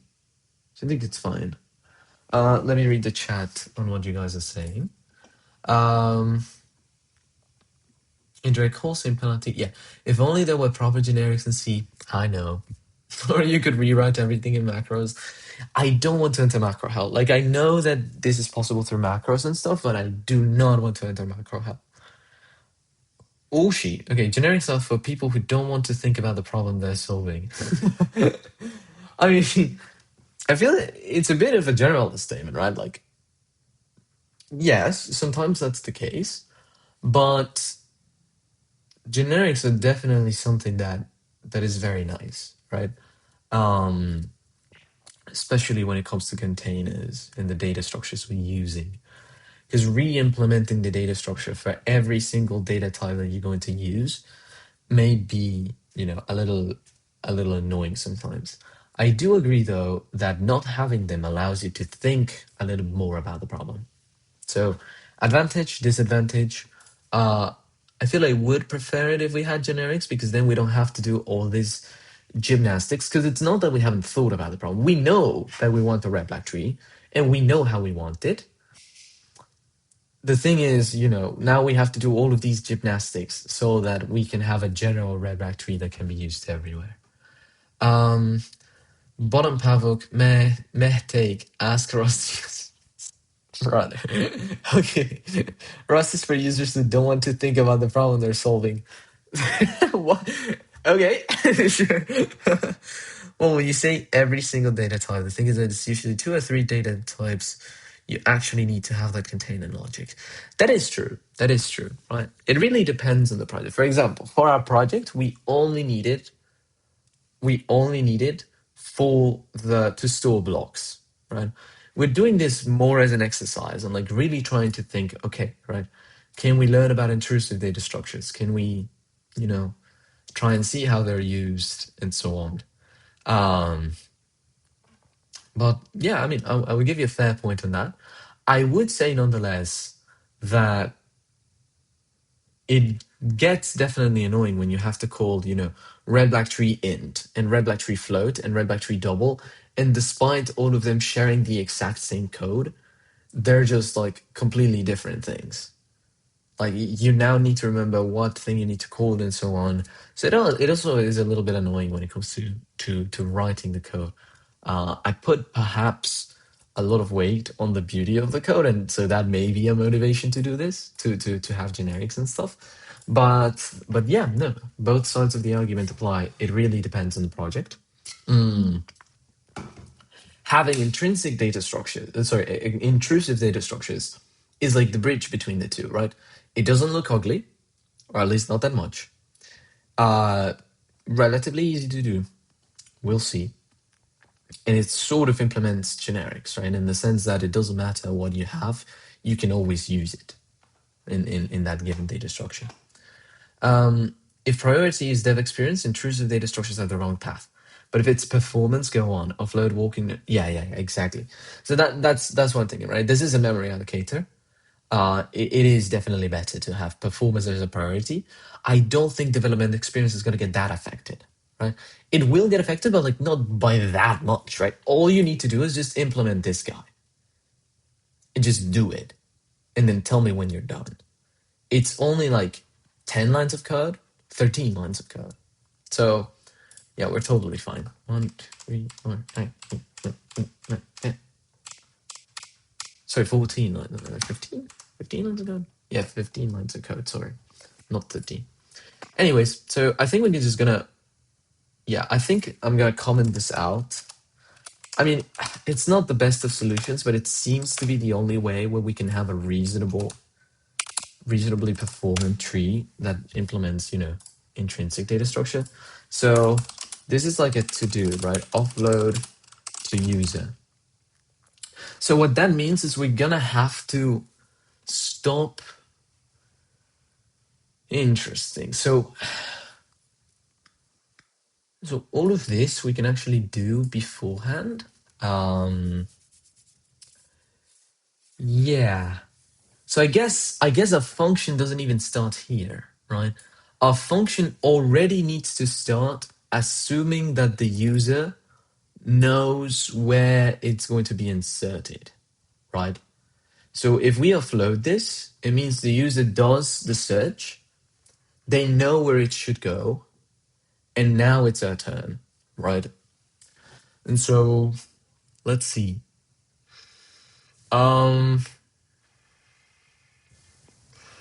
So when we insert, right? When we are inserting, what do we do? Oh, okay. So in the insertion logic, we need to link, right? We t-link the current node. Okay.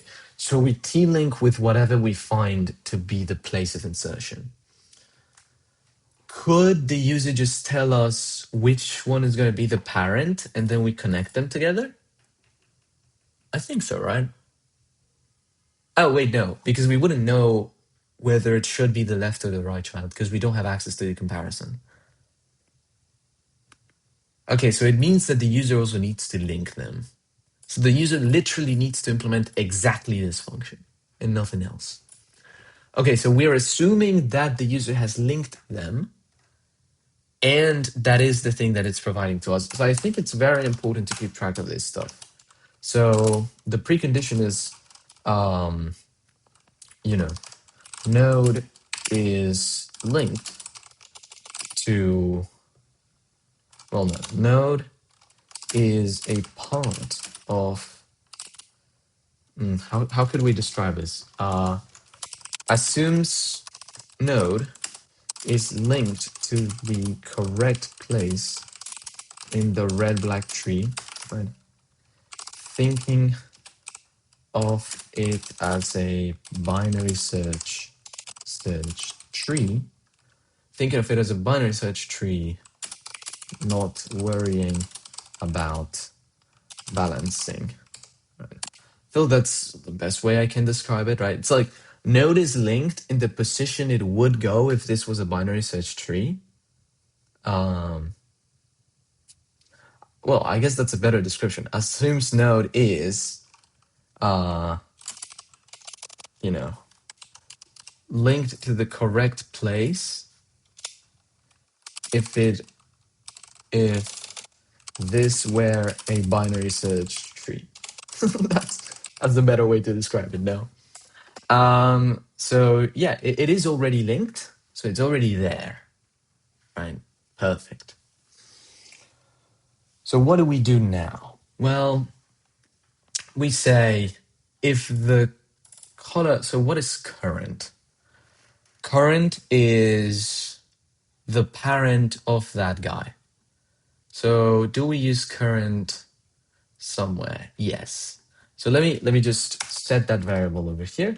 We're gonna have a node pointer to current, and current is just gonna point to whoever the parent of node is, right? Hello. What? Oh, node is okay. Current is already defined here, but it's not gonna be the root because we're not gonna go down. We still have the metadata. So this metadata we cannot have, right? Because we're already assuming that the user gives us the correct thing. We don't worry about the color though. So that's one thing. This logic changes a little. Right? So let me just write that comment of offload to the user. And then over here we say, well, right, starting the metadata, we set the color to red. The tree is okay. Give me a second, guys. I'll be back.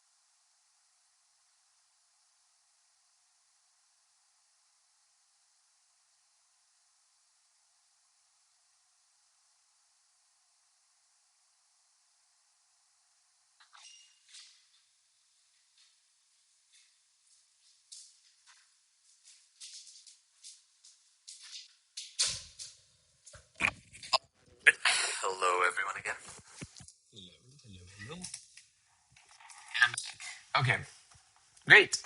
So what are we going to be doing here? Right, we're going to grab this and we start the metadata. We color the node as red because, right, it's just an insertion of sorts. And then if the tree is empty, right, well, what do we do? So how do we know the tree is empty? Well,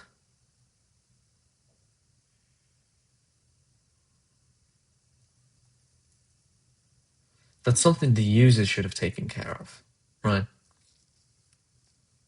So we also assume offload to user, and then it's also important to note, right, user handles case where tree is empty.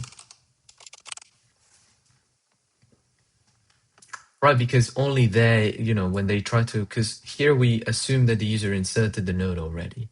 So they are the ones to first realize that there is no element. So I guess we can just do this, right? Oh, it's node t, sorry. Okay, node t star current is equal to the bk parent. Oh, sorry. I'm just used to the previous function. So it's equal to the parent, to the node's parent. Discord. Oh, wait, guys, I don't still have a Discord. I don't have a Discord yet. Should we create a Discord? I'm not sure if I want to create a Discord. Maybe we'll consider it for the future, where you guys can chat and do stuff of that sort. Yeah, that's a great idea. It's actually, in fact, I remember somebody mentioned that we should have a Discord in the past. Let me add that to my to-do list. So let me add here and then say, create Discord for channel. All right. Hopefully we'll have one this week. Okay.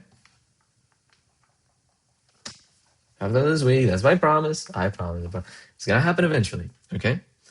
And so, can you explain RB trees? I have trouble understanding them. How do we determine where to insert what? Okay, it is like a little bit of a red flag trees are a little confusing. So I would have like they're very weird, especially when it comes to fixing the tree. Basically, we know where to insert things. So what we do is we think of them as a binary search tree. And so we perform insertion just like in a binary search tree. So you take a look at the first node and you say, am I smaller or greater than that? And so I move to the right, and so on and so on and so on, until I get to one of the leaves, and then I put the element there, right? What happens after that is we need to balance the tree. And to balance the tree, we have to follow a series of cases. It is a little bit lengthy explaining what all the cases do. So we already have implemented that code, and you can see like case 1, nodes ankle is red, case 2, right, case 3. Removal is the more painful one. Either way, what happens is that, right? So you first insert as a normal binary search tree, and then you just balance the tree. And the balancing is the nitty-gritty of and the purpose of being of a red black tree. I would recommend seeing a video because I think we're a little bit short of on time, and also it is very confusing. It's like one of those things that you have to pause and go back and look, and But just know there's just specific cases, and you know what to do in those cases. So here we're just saying, okay, the user is going to insert it as if it was a normal binary search tree. So that's a good assumption.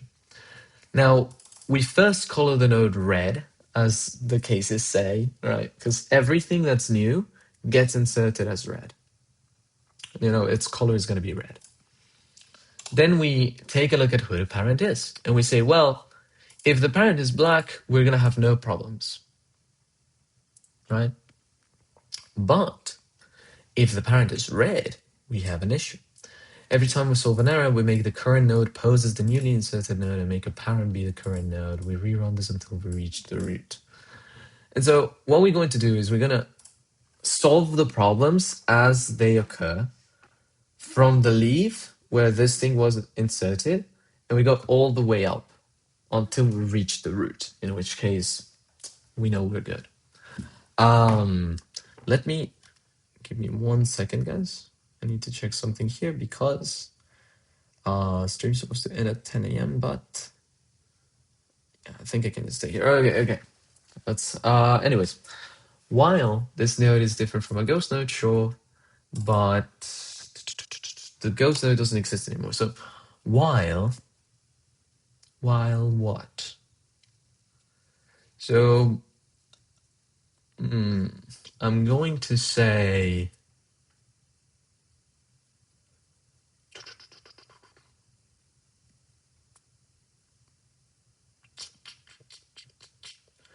while node is different from the root, right? And so that means that we need to offload the case to this. Well, I guess, right, this would technically be a while true, because we're just gonna go up and up the tree, and then we're gonna reach this case, and then we break, right? So, you know, I guess that's what we do.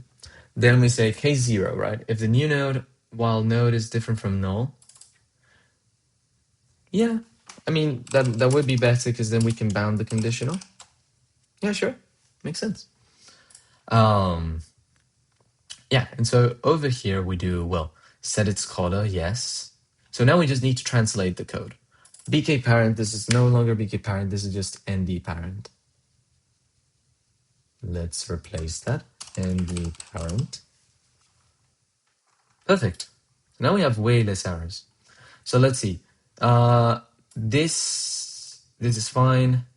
This is fine, right? All of this code we already verified. Perfect. So insertion is already done, right? Perfect. So what do we do? Right? What we do is, once insertion has occurred, right? So the user finds the node, it links it, and then it calls insertion. And then insert just, fixes everything, and everyone will be happy after this. So there's nothing else we need to do. Perfect. Now on Red Black Tree find, I think because of the reason we outsourced the finding here, we won't be able to have a Red Black Tree find. The user is going to just reuse that function they need to implement for insertion in order to implement find.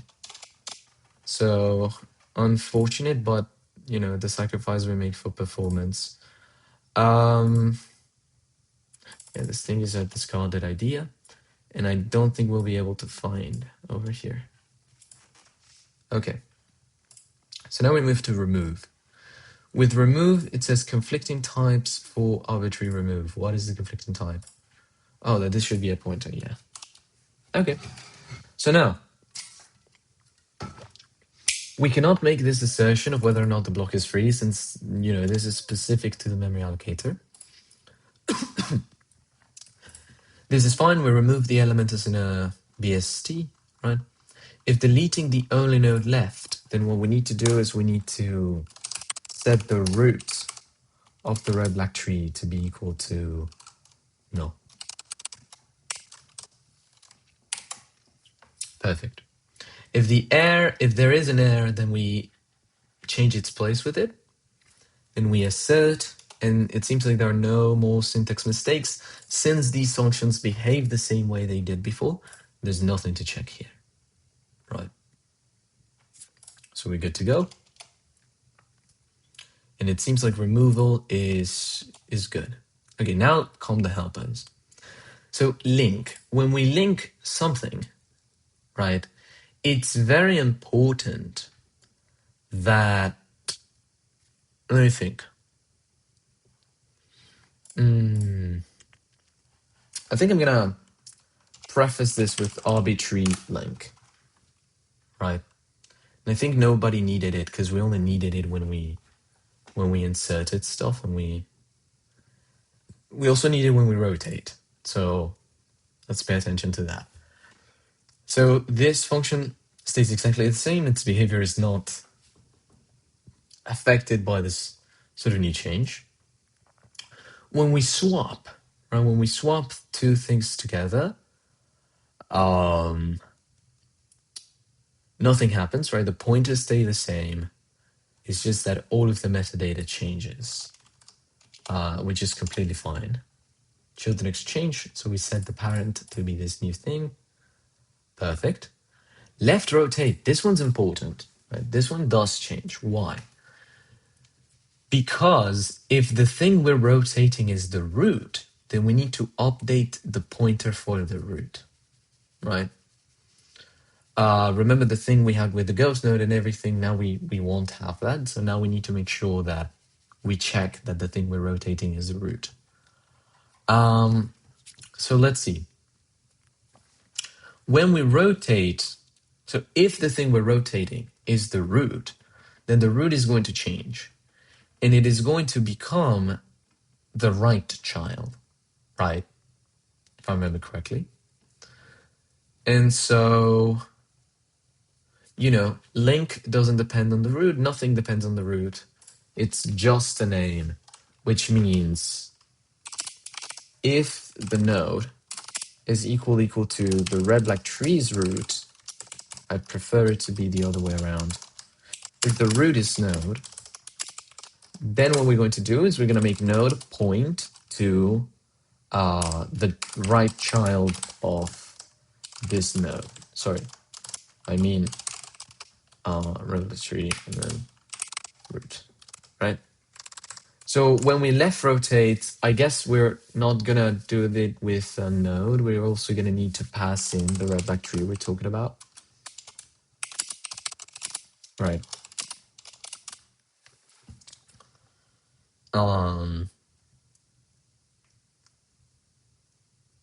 Yeah. Yeah, okay. Perfect. So now we need to go here and inside of, I think left rotate should not be, oh no, it is. Okay, not sure why. Arbitrary star arbitrary, and then we do this, and then we put here, we say arbitrary t star arbitrary, and then we comma that. Okay, so now in our implementation, we should have access to it. Hello? Arbitrary t star no t star. I think it's just the extension being slow. Previous declaration is here in arbitrary.h. Yeah, no t star, arbitrary star, and then no t star. Hello? Okay. What's going on? What's going on? I'm not sure why it is complaining. Oh, okay, it was just inventing stuff. So by the end of everything, right, we know that the parent of our node is what's going to be end up occupying its position. So now we say, well, if the root of the red black tree, right, is equal to whatever the node was, then we just change that for the guy that just took its place.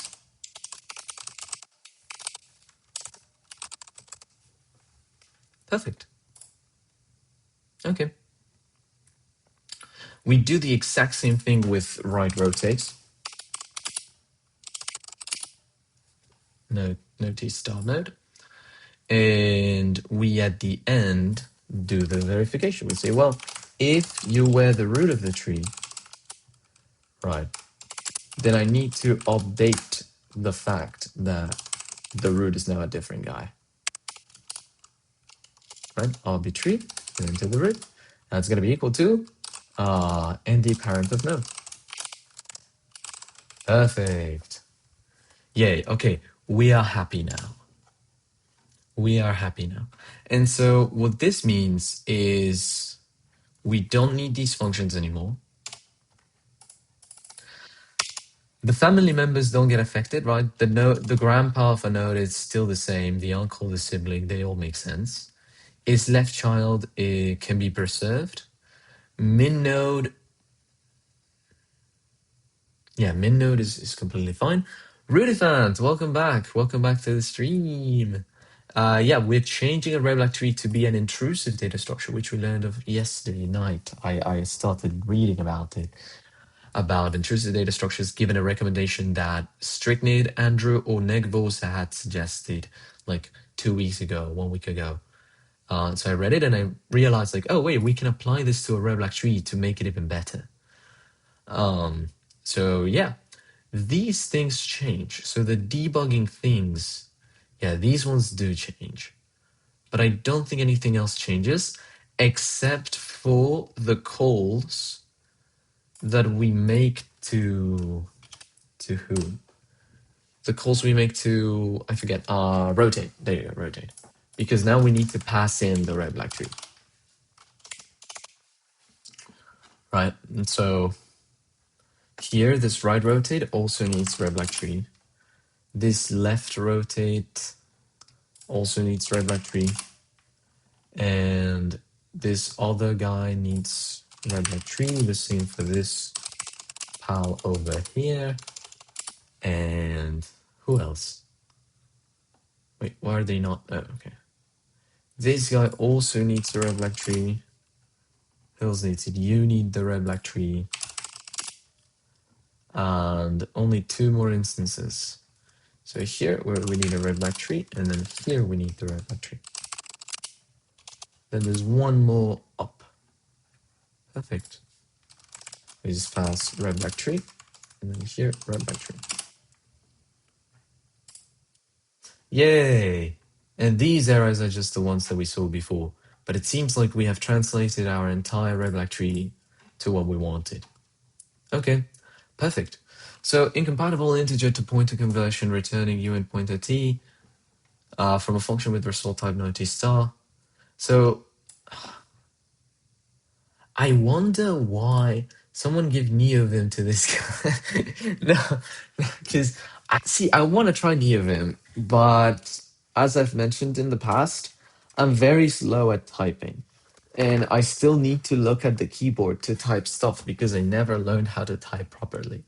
So I don't think I would get like the advantages that NeoVim provides or Vim in general with, you know, the Vim motions and stuff. I don't know. Just kind of sad, unfortunately. But yeah. So I think, you know, I feel like, do we need to make this maybe a UL? Will that solve the problem? Yeah, no. So if I change this, if I cast this explicitly to a node pointer, will the problem go away? Yes. Okay, okay. So it seems like we need to do that every time. This is really annoying. But okay, I'll let it slide because, you know, it's just a few lines. Perfect. And then here with, you know, T star, we change it here. Great. And then here with no T star, we change it here. Great. Yo.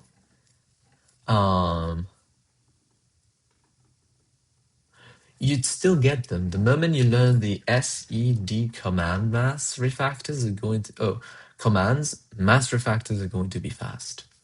Interesting. We'll have to take a look at that. Maybe that's the theme of the stream after we finish our memory allocator completely with performance enabled and everything. So yeah. Okay, I think this is our reblack tree rewritten. So let me just, you know, what branch are we in? Pointer reform. So what I'm gonna, you know, check out from here. / red black tree. Actually, no, I think I can just add this as a comment, right? So git add and then git comment. Refactor of my red black tree.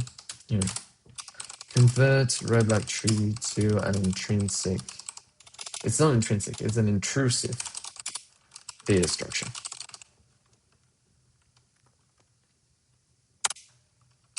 Perfect. So now we need to update its uses wherever we're using it. And that's going to be mm.c. So let's see, error while processing. So unknown type name caller. So we need to now change how things work around here. Now we don't. Okay, let's pay attention to this because it's really important. Now we don't need to keep track of the left, right, and parent, nor the caller, right? Oh shoot.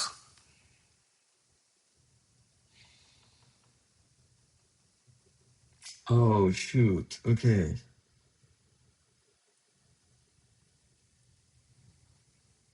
Let me think. No, we're fine, we're fine. Okay.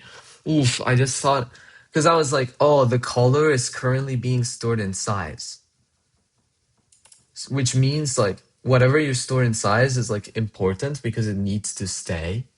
And I was like, now the red black tree keeps track of the color, so we're not gonna be able to have it in size, which means it's gonna get modified by the user, like overridden.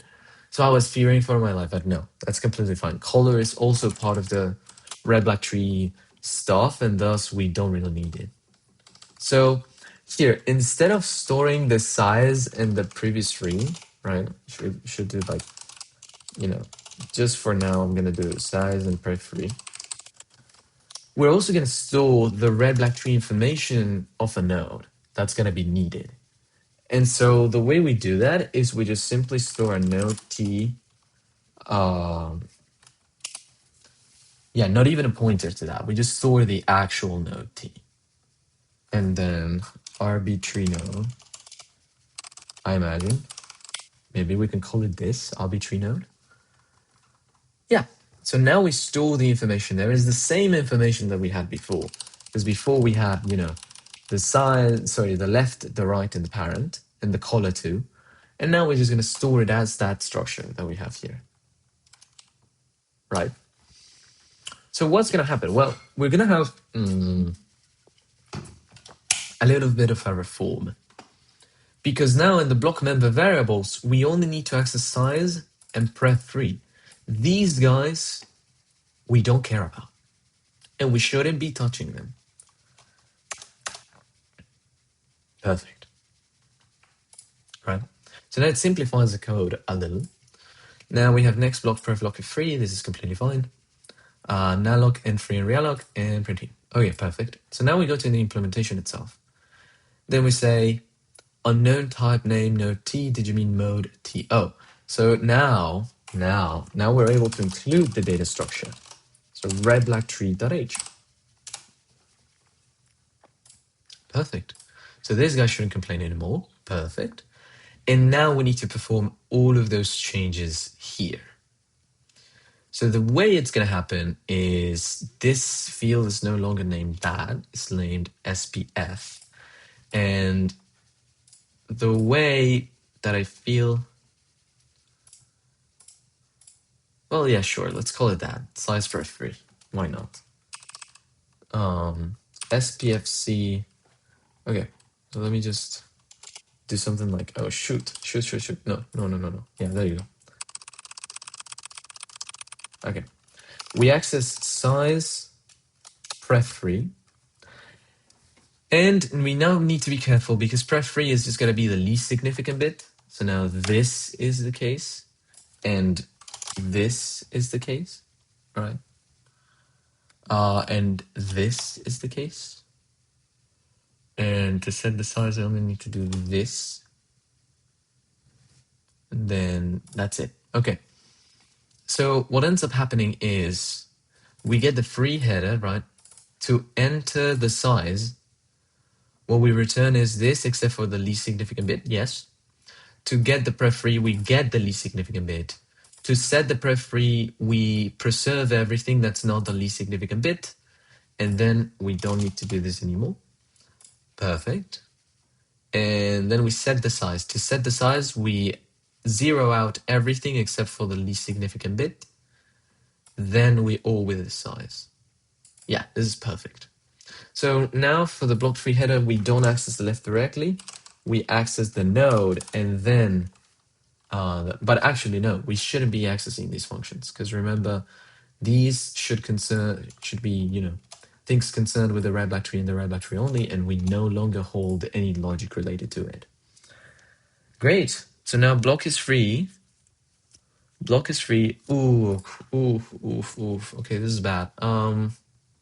Oh shoot, I forgot that we had made the ghost node be an important part of a program.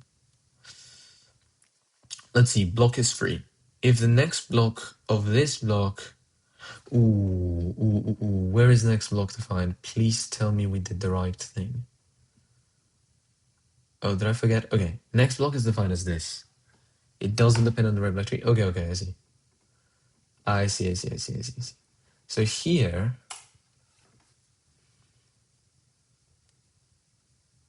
do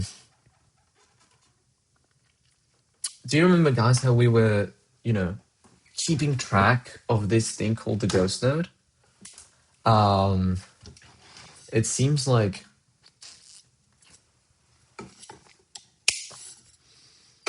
since we made the red black tree implementation general,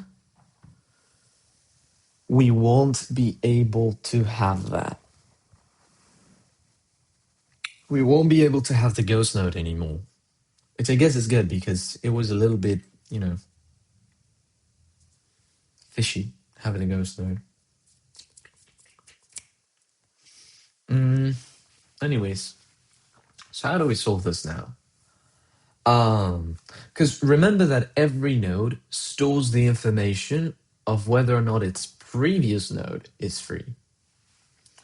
And in our case, that's completely fine until you get to the first node. Who stores the information of the first node? Right? Who stores the previous three? Of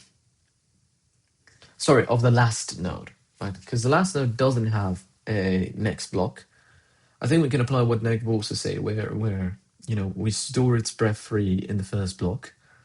The problem is we don't know where the first block is going to live.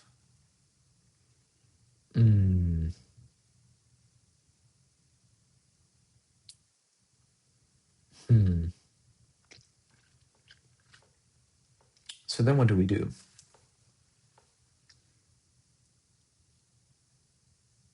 Also, we need to update these things because we no longer have a heap pointer. So we no longer need this blocked pointer thing. Perfect. And that means that these things change. They're no longer heap pointers. They are, what's the name? So they would just be normal pointers, right? So they would just be char style pointers. Maybe. Actually, no, they should be. Let me think. Next block and then pref block if free. They should be either. They should be the either the allocator header or the other guy.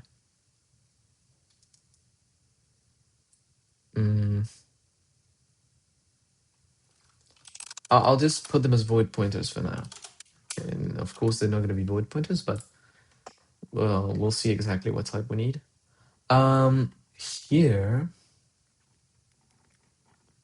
Here, since heap pointer doesn't exist anymore, right? It's gonna have to be. We need to replace this, right?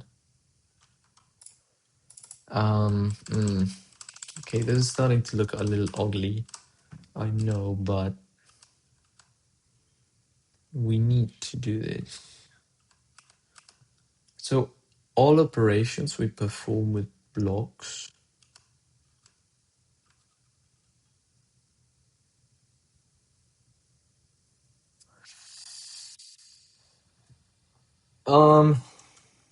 Let me call this a block pointer, right? bptrt, and then just define it over here so that whenever we determine what it actually is, we can change it easily.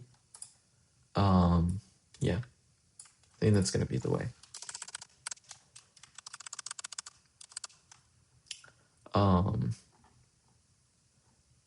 Yeah. So bptrt, and for now, for now. We're gonna type def our weight into things by saying that bptrt is a void pointer.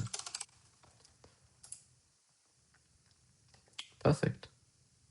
Okay. So now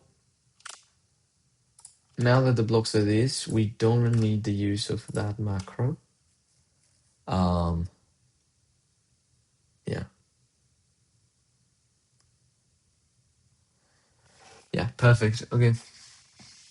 Let's see what else.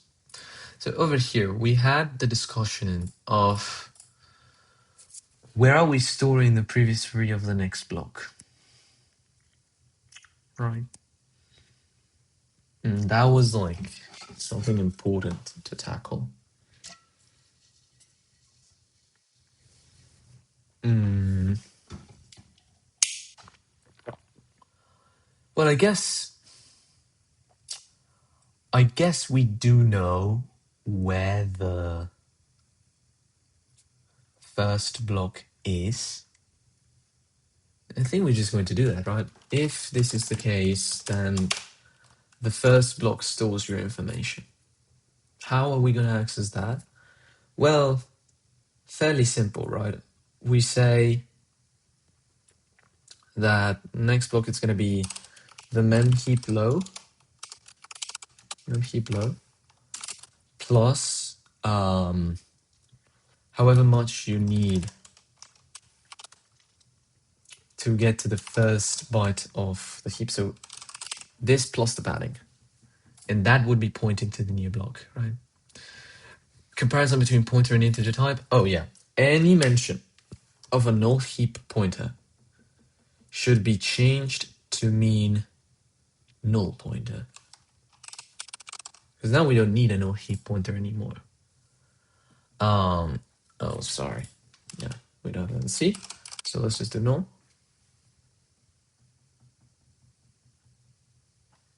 Perfect. And then the same here. So we don't have this anymore.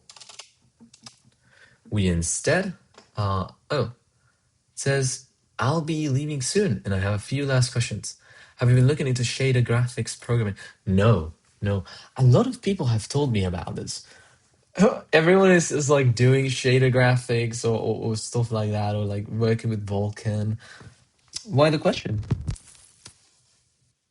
Yeah, let me know why the question. Because in the meantime, I'll keep editing here while you respond.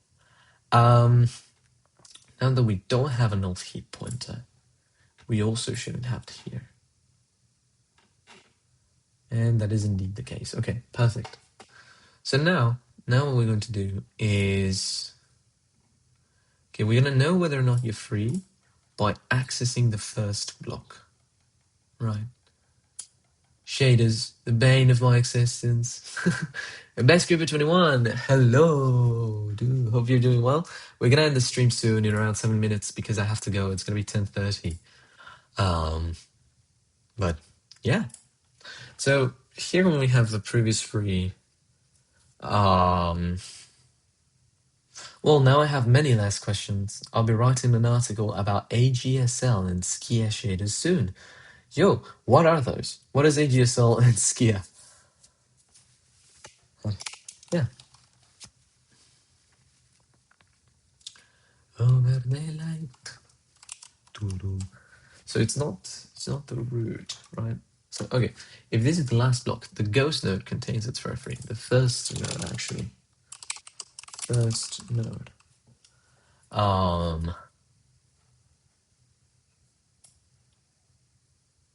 Referee, so it would be like mem heap low plus padding. Yeah. Okay. So now, no, they are better in Android than raw Dino OpenGBL. Okay. Graphics shading lag. Okay, I see. The next block, right? We grab the block, this.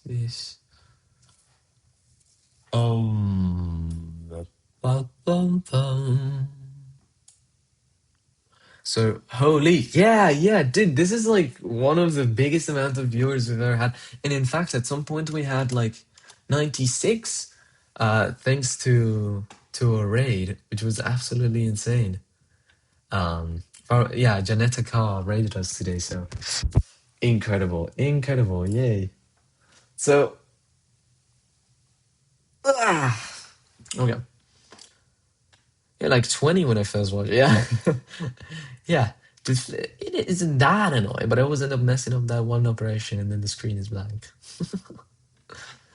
But yeah, we're currently transforming a red black tree to be an intrusive data structure. So yeah, so take a look here. Let's see if the block plus the size of the allocated block header plus the block size is greater or equal to, well, basically if this is the last block, so mem heap high, if you end up being, you know, greater than the mem heap high, then we have a problem. Perfect. And so now here, previous block is free. If allocated, user data could have overridden the footer. Thus, we can only do this if the previous block is free, and thus metadata has been restored. Yeah, that's true. If the next block is equal to, okay, so if this is the first block, right? If this is the first block, so if block is equal to mem heap low plus the the padding, then we know we are the first block. Or if the previous one is not free, then do this. This guy also has no need to convert itself to a pointer. Blocks are always pointers. Let's see here. So we are returning, okay, is valid block. Okay, let's see what it says. Let's see what you have for us. So I want to, oh my god, the extension is messing everything up. So I'm just going to turn CLang off. CLang format off and then turn it on back here because I don't like it when they don't respect my white spaces. Okay. Block is different from null. Ordered comparison between pointer and integer. Oh, that's fine. Last part of the block is within the heap. So it would be block. Yeah, block plus size of plus this thing. Well, I guess the check would be more like block is greater or equal as a pointer to mem heap low. Yes. And not only that, but block is smaller or equal to, oh wait, sorry. But block is, ouch. Okay, there you go. Block is smaller or equal to not mem heap size, but mem heap low. There you go, and then smaller or equal. Great. So, let me see.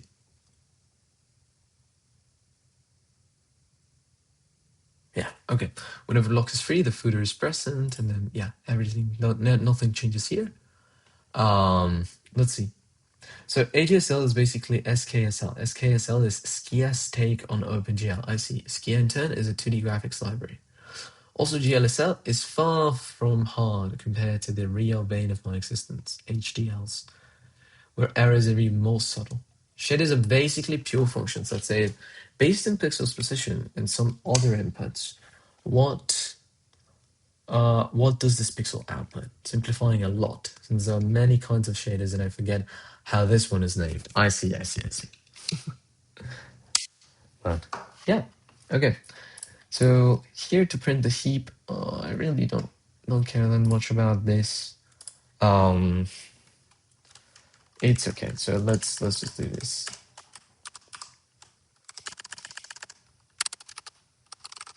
Mem heap low plus padding. Perfect. All right. Oh yeah, fragment shaders. What is that? I see. Après le temps qui vole, pour les airs, passer les cordeaux. Okay. Maybe this. Pointer T. Mem heap low. Maybe that solves the issue. Or no, okay. Zoo. Uh-huh. Okay. So now here what we have is this BK. Wait, I thought we had replaced all of them. Oh, there's no reason to be doing this. Okay, I'm not gonna print this. Okay. Then we go here. And we see when we partition a block, try to find them. Okay, yeah, this guy not anymore. Thing that fixes it. Yes. Now, we say, well, block with my pref3 is going to be, if the next block is different from null, it's going to be that. And then it's going to be this. Ooh, okay, when we call as blocks, why does this happen? Oh, I see. So next block, and this guy. Let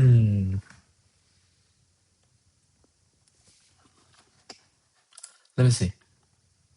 What is name? Is that fragment perhaps? Oh yeah, fragment shaders. Fun fact, every program can be called a shader if it runs on GPUs. Yes, even AI acceleration stuff. Really? Funnily enough, I think I saw someone playing game like Snake Pong fully on a GPU. Okay, let's see. So if we have a block, so why do we need this block with my previous free? Right? Oh, because we need to identify who your oh. Okay. So I think it's going to be the mem heap low, right? Plus the padding. There we go. Perfect. So I'll say arbitrary block. No. Yeah, this is the usual, right? When we just say arbitrary and then root or dot root is equal to null. Oh, do you just not recognize this? Brother, it is defined. Oh, never mind, it's not. Never mind. I didn't say anything. Arbitrary she and then arbitrary. Yes. So that's all we gotta do. Perfect. So now we set the root to that. If the red black tree dot root is null, if the root is null, then it means that this thing is empty. Ooh. Okay, this is where we have to perform the biggest amount of changes. So guys, I think I have to go now. I have to go now because yeah, it's already 10:30. Yeah. Hi, can you please congratulate my friend? It's his birthday. His name is Gabe Owners. No, brother. Your friend does not deserve a birthday congratulation.